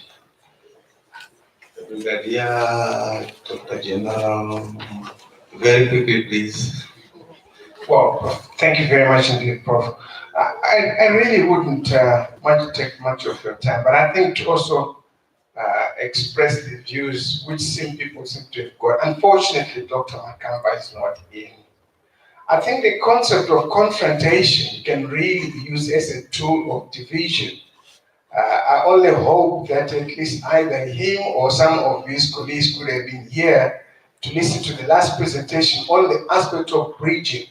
And in terms of bridging, you don't necessarily have to be antagonistic. I mean, I heard the expressions like, I looked for a cross. Some of the youth, Jose was telling us some of the experiences of the youth. There are some millions of youngsters who are between 14 and 35. Some of them understand the cross. But if you then say to them, look, out of all your knowledge, where is the aspect of spirituality? I don't think you're doing much favor. So, but I hope that at least you will get a copy of some of the last presentation, which are slightly more constructive than either ignorance or just being confrontational. I thank you, Prof. Thank you very much. Jonathan. Okay. Final, and very briefly. Okay, just a brief concerning the presentation. Yeah, in trying to respond to my brother Talent, I think one of the problems that we are facing in Zimbabwe when we are trying to market our heritage, I can make a reference to the presenter of the Minister of Education. He himself, what he was presenting, actually basing from my experience, I have once taught heritage studies. I think he was presenting some of the things that they wish to implement on their curriculum syllabus. But what I thought to myself is not heritage studies. So we are portraying, I think we are moving away from the truth in trying to market our heritage and present what we have. The same applies to the heritage that we have in Zimbabwe. What we are presenting or what we are marketing is actually moving away from the truth. So we need to adjust there. Because if I can recall what you are saying is being offered in this primary and secondary education, it's not what I've been given to taught myself. So there is that issue of moving away from the truth. Thank you very much. Unfortunately, we have to make that one the last contribution. We are running out of time. Things will start getting interesting when, well, there is no time. At this point, I would like to invite Dr. Sege Katamtanga. Is he here? All right, he's here. I was looking in the wrong direction. To present a summary as on what they've been observing and so on. Summary discussion is about our summary discussion of the day where Dr. Katamtanga.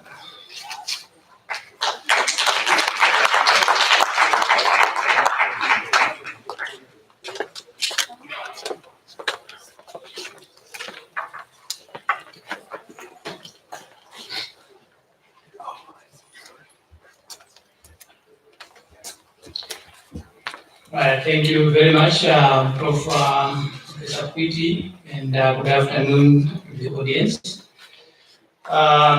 We want to present a summary of the day's proceedings together with my colleague from National Museums and Monuments of Zimbabwe. We will try to make the summary brief, otherwise we'll end up repeating all the presentations again. The day began quite well with a very powerful speech from the Vice Chancellor representative, the Dean of Arts, Professor Itai Mwati, who emphasized the strategic point at which we are in Zimbabwe, with especially the introduction of the new higher education, higher and tertiary education policy, HTE 5.0, which stresses the need for research that benefits communities and not just the researchers themselves. And the university considers archaeology and heritage quite important disciplines that should actually anchor the development of the country as we move forward. We have to draw lessons from the past to avoid mistakes made in the past, and also to draw lessons that we can benefit from where our ancestors made great discoveries, great innovations that we can also take from. So archaeology and heritage should not be just about identities, but should also lead to other spin-offs, if I may use the term, which can actually propel and improve the economies of communities. So he had a very elaborate presentation touching on issues of tourism, inspiration that we can derive from archaeology and heritage, and a number of other issues. Next was the Ambassador of France, His Excellency Poin, looking at art and culture and archaeology being in the DNA of France. I wish if we were to be like that, all of us, to have this within our DNA system. I think we will not be having all these perhaps different and numerous perspectives concerning archaeology and heritage. But his main point was to emphasize the support that France has actually made to archaeology and heritage research in Zimbabwe, and particularly the restoration of Kami, the support of the research in the Matobo, and also the training that has been provided by some of the French nationals who have visited Zimbabwe. But perhaps more critical is the funding of the booklet on rock art, which I think would help capture the young, as we say, catch them young, and they have to know about archaeology, and in this case, rock art. There was also emphasis on the cooperation between Toulouse University in France and the University of Zimbabwe. His wish was that this heritage should contribute to community development. I think this has been the running theme of this symposium, that we want to see communities also benefiting and developing from this heritage. The ambassador of Italy expressed that Italy is well known for its record in conservation, and I think it was quite right there. There is a lot that has been done by Italy which relates to conservation, and he also expressed the commitment to support Zimbabwe financially and culturally, and just to borrow his word, physically, because he was here to support this mission. I think some of what relates to their activities is in the booklet that you have about this symposium, especially relating to the chapel in Masuku.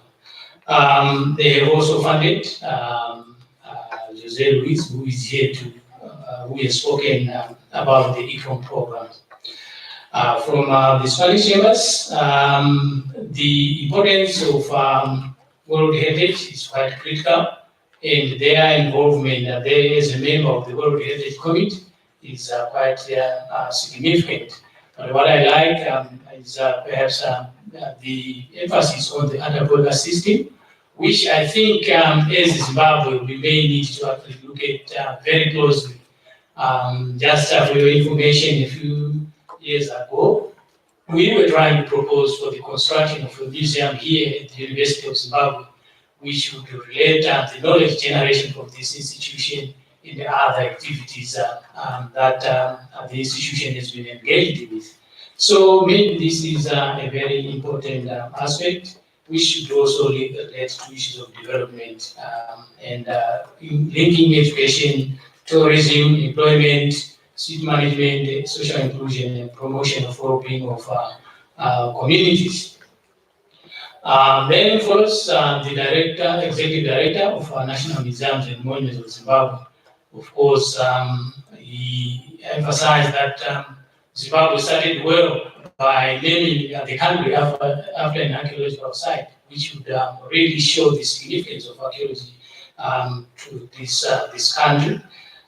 He also gave us a perspective of the World Heritage Sites in Zimbabwe, three of which are archaeological, and the Zimbabwe culture. But his main point perhaps is that we need to look at ways by which we can make the archaeological heritage really benefit communities to unlock the value of the archaeological heritage for economic beneficiation.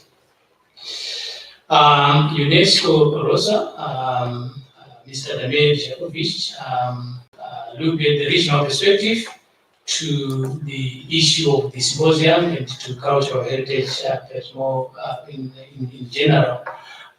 He emphasized that there are more than 14,000 local sites in Southern Africa, and Zimbabwe has been quite involved in a number of ways. I think a major point that I picked up from his presentation is that Zimbabwe is not just rich in terms of its heritage, but in terms of expertise, because a number of Zimbabweans have participated in numerous activities to do with the cultural heritage in Southern Africa and elsewhere.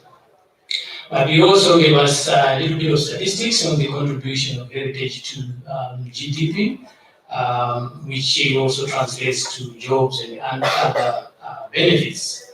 His hope was to see this symposium contributing to policies that may be in terms of education, among others. I hope I've captured his talk accurately.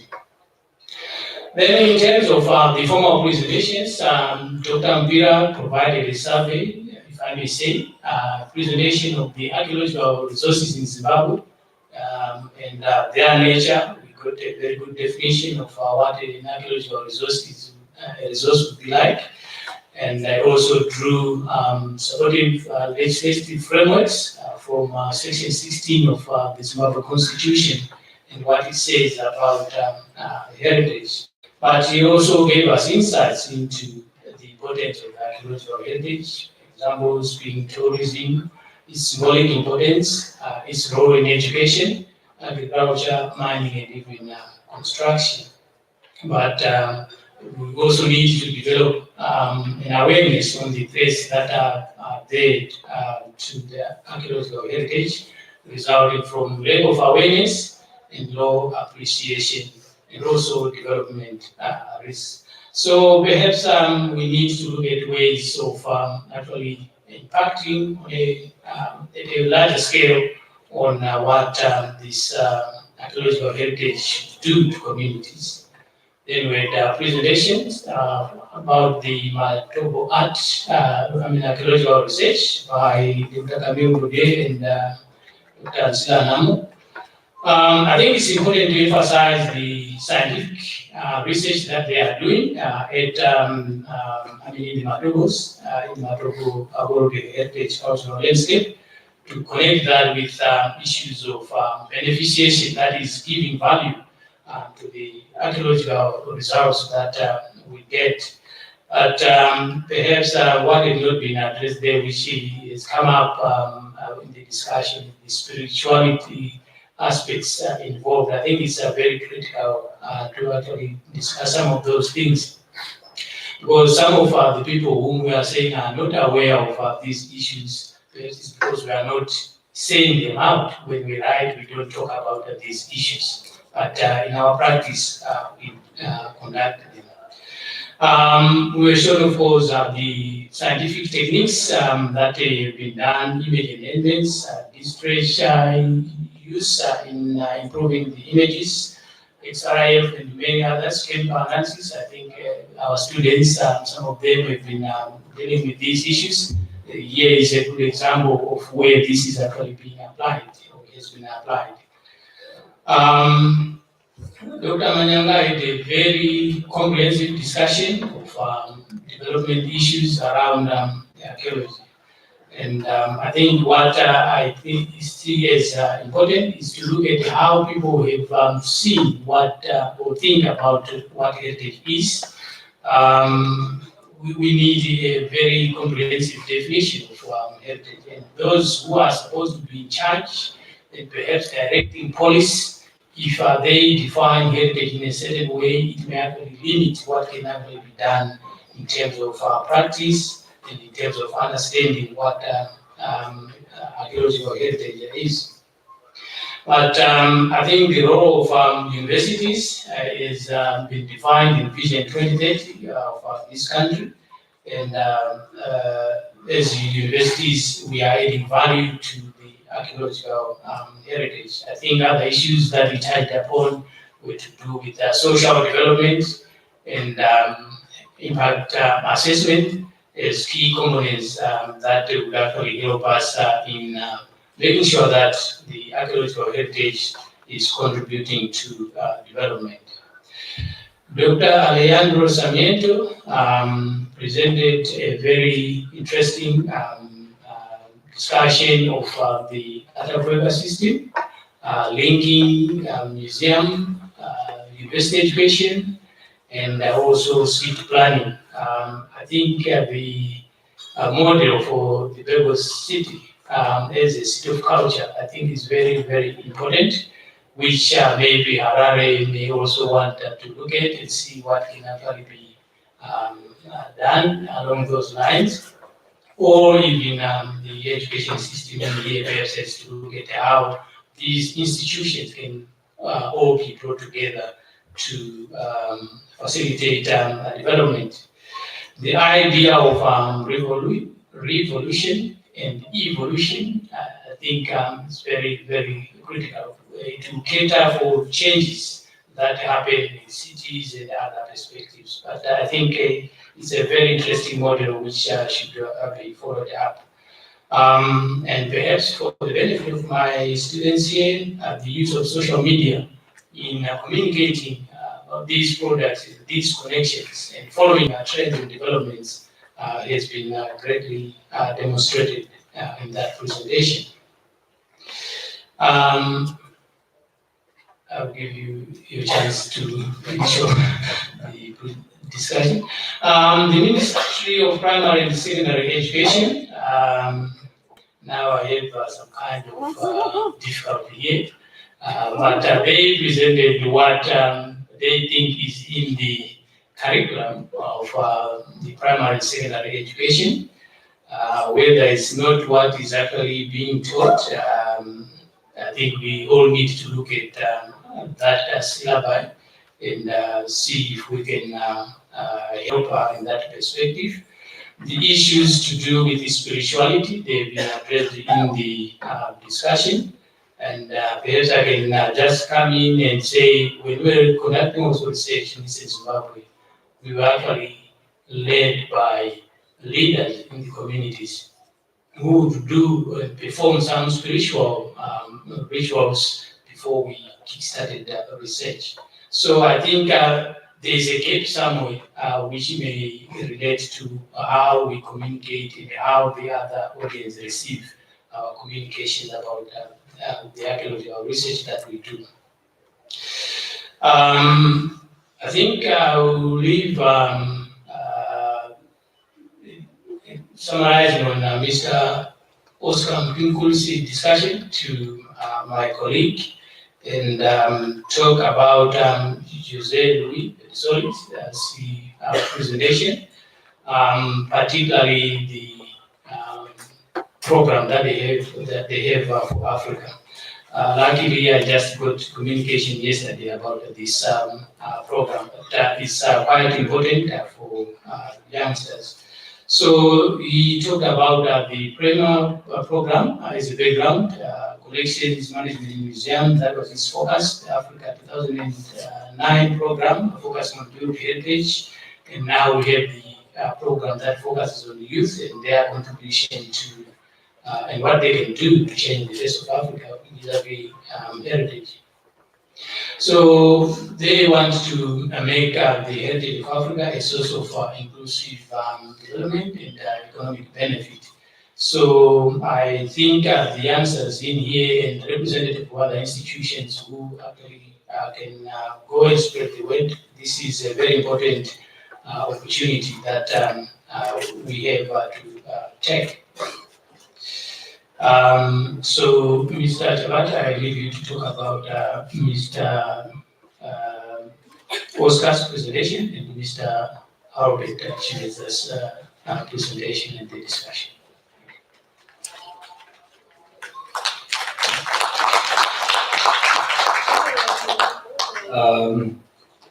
Good afternoon, ladies and gentlemen.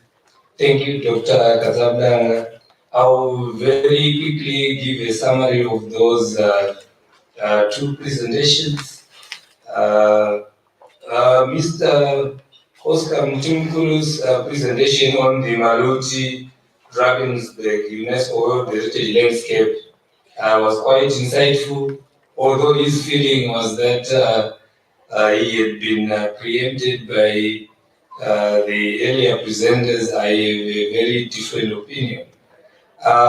He touched on the criteria for nomination of this World Heritage Landscape, which he described as mixed, because it was nominated based on both the natural criteria in terms of biodiversity and scenic beauty, and that it was also because of it is regarded as a masterpiece of human creative genius.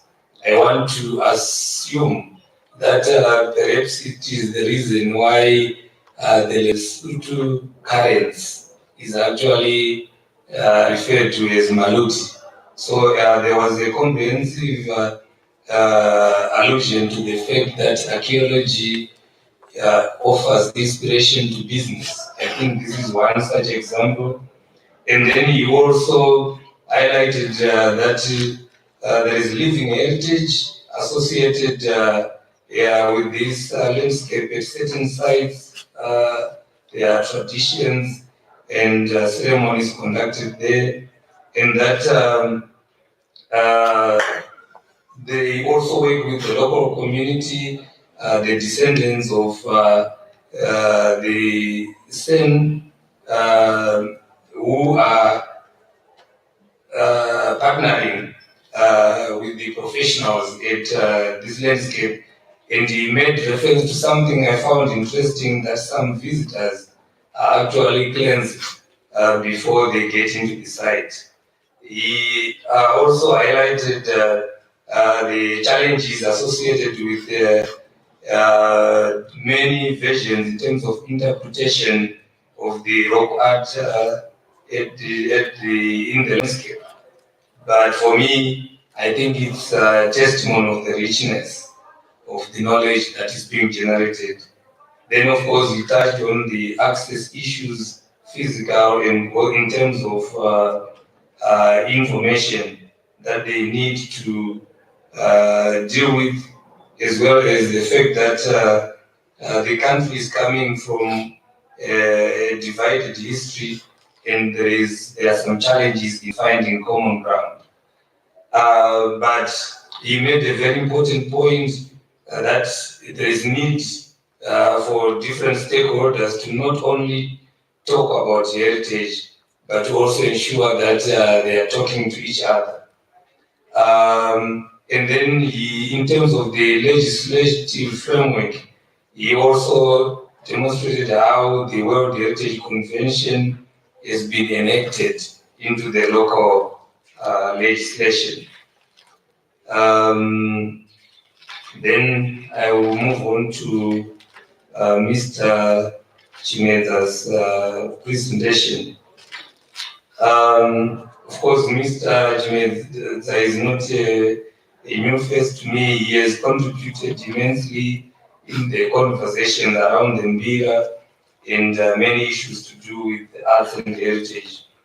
He spoke about that the interest is the founder and director of the Mbira Center, and their interest in Mbira emanates from its economic potential. And they've been working to prove, of course, that it works to mainstream the Mbira into the economy, and that he tried to also demonstrate that the Mbira is actually can play the role of a bridge between archaeology and contemporary art and culture. And that, but that one of the challenges of archaeology in his submission is that there is a gap between formal institutionalized knowledge and the knowledge of the bearers and practitioners, and that the whole industry can come out of the inspiration gained from archaeology. Then, of course, he also touched on how they've included games, traditional games, during the Mbira festivals, and challenged us to bring the knowledge of archaeology into modern spaces. And he demonstrated this by talking and referring to traditional games where he said no one had tried to put them into the competitive modern space where regulations in terms of time and the rules are standardized. And then he said in his conclusion, he says he challenged us to bring our knowledge into a modern space so that it helps us to face the contemporary realities of the modern competitive spaces. Thank you.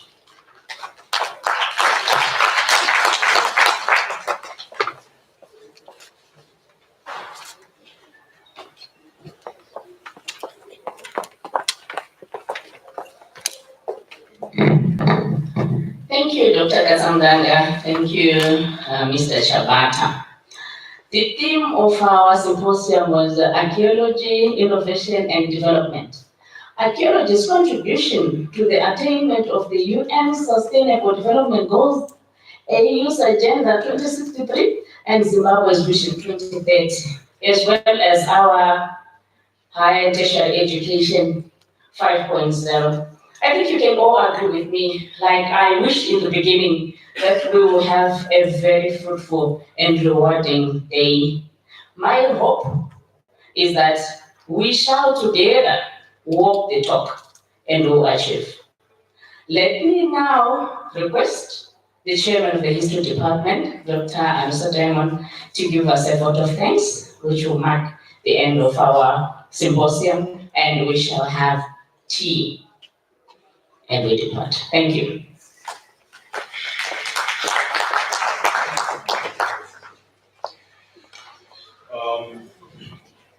A very good late afternoon, everybody. As the MC has said, I think she has sort of summed it up very well. I believe you all agree that this was a very, very fruitful day, a day well spent, a day where we're all taken through the journey of archaeology, knowing what archaeology is, its place in innovation, development, national development, regional development, etc. It is quite interesting that the archaeology department resides in the Department of History. And in most cases, when students come to the university, most of them meet archaeology when they register. They really don't know that there's some archaeology that takes place at the university.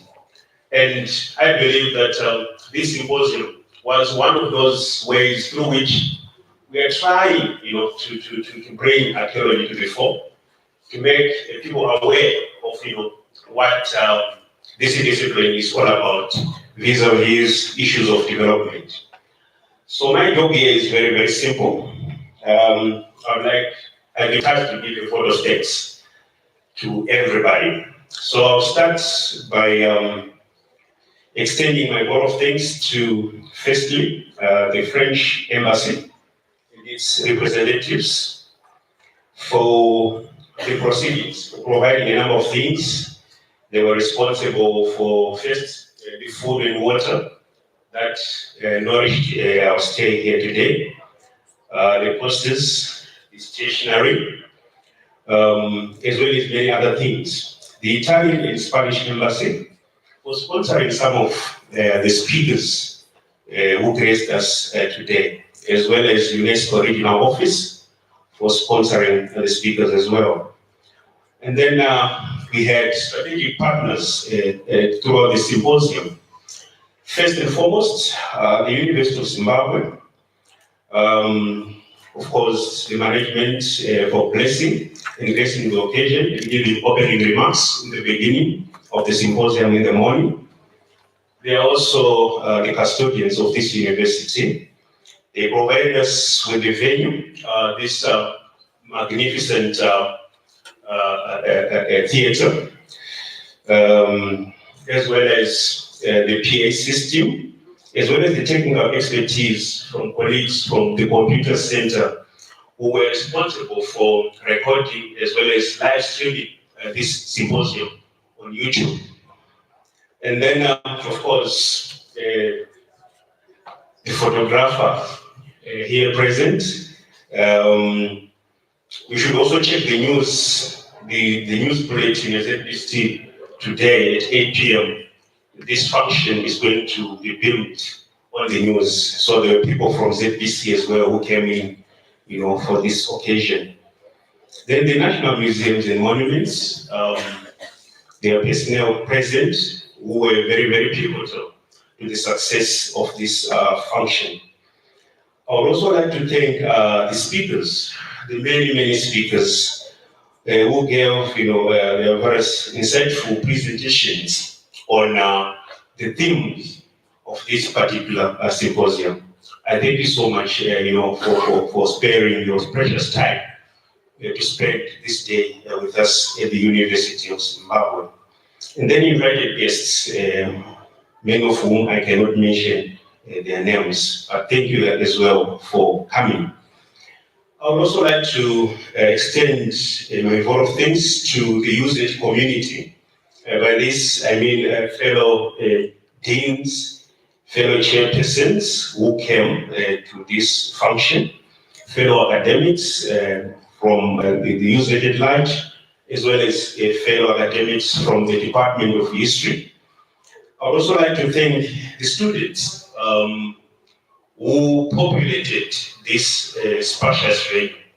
As you can see, the venue is so large, and your numbers meant a lot, coming to this. I hope you were quite inspired, by, the presentations that were there, and I think you cherished, the place of archaeology, the kind of, dimensions and distances that you can go as you engage further with archaeology. Thanks again to the ushers, the boys and girls who were wearing t-shirts and tags written ushers who were showing you the way. Thanks, boys and girls, for a job well done. Thanks to the MC, Dr. Nyabes. Thanks so much. To the session chair, Professor Pitti. Thanks so much for your input. And lastly, thank you all for gracing this symposium and making it a great success. It is my sincere hope that we've been inspired and learned a lot about, the interface between archaeology, innovation, and development, in line with the various strategic thrusts that we have, both national as well as international. I believe as well that we already have had fruitful engagements as well as results from some of the talks that I was here listening to.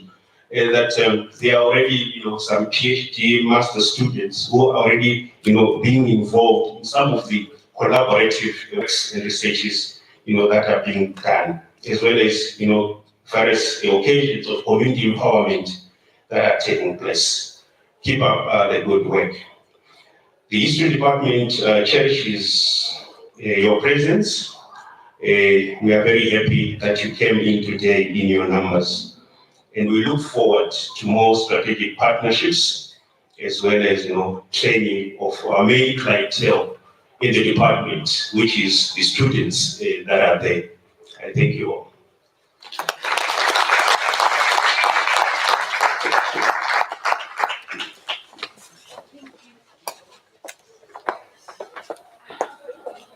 Thank you, Chairman, for thanking us. This marks the end of our symposium, so we can have our tea, and those that have been invited, we have got invitations to the cocktail, the French embassy, or I'm sure we have the directions. If there's someone who don't have directions, I think Dr. Namo can help with the directions. Yeah, so we can meet with outside as we continue interacting and making way forward with this of our heritage. Thank you.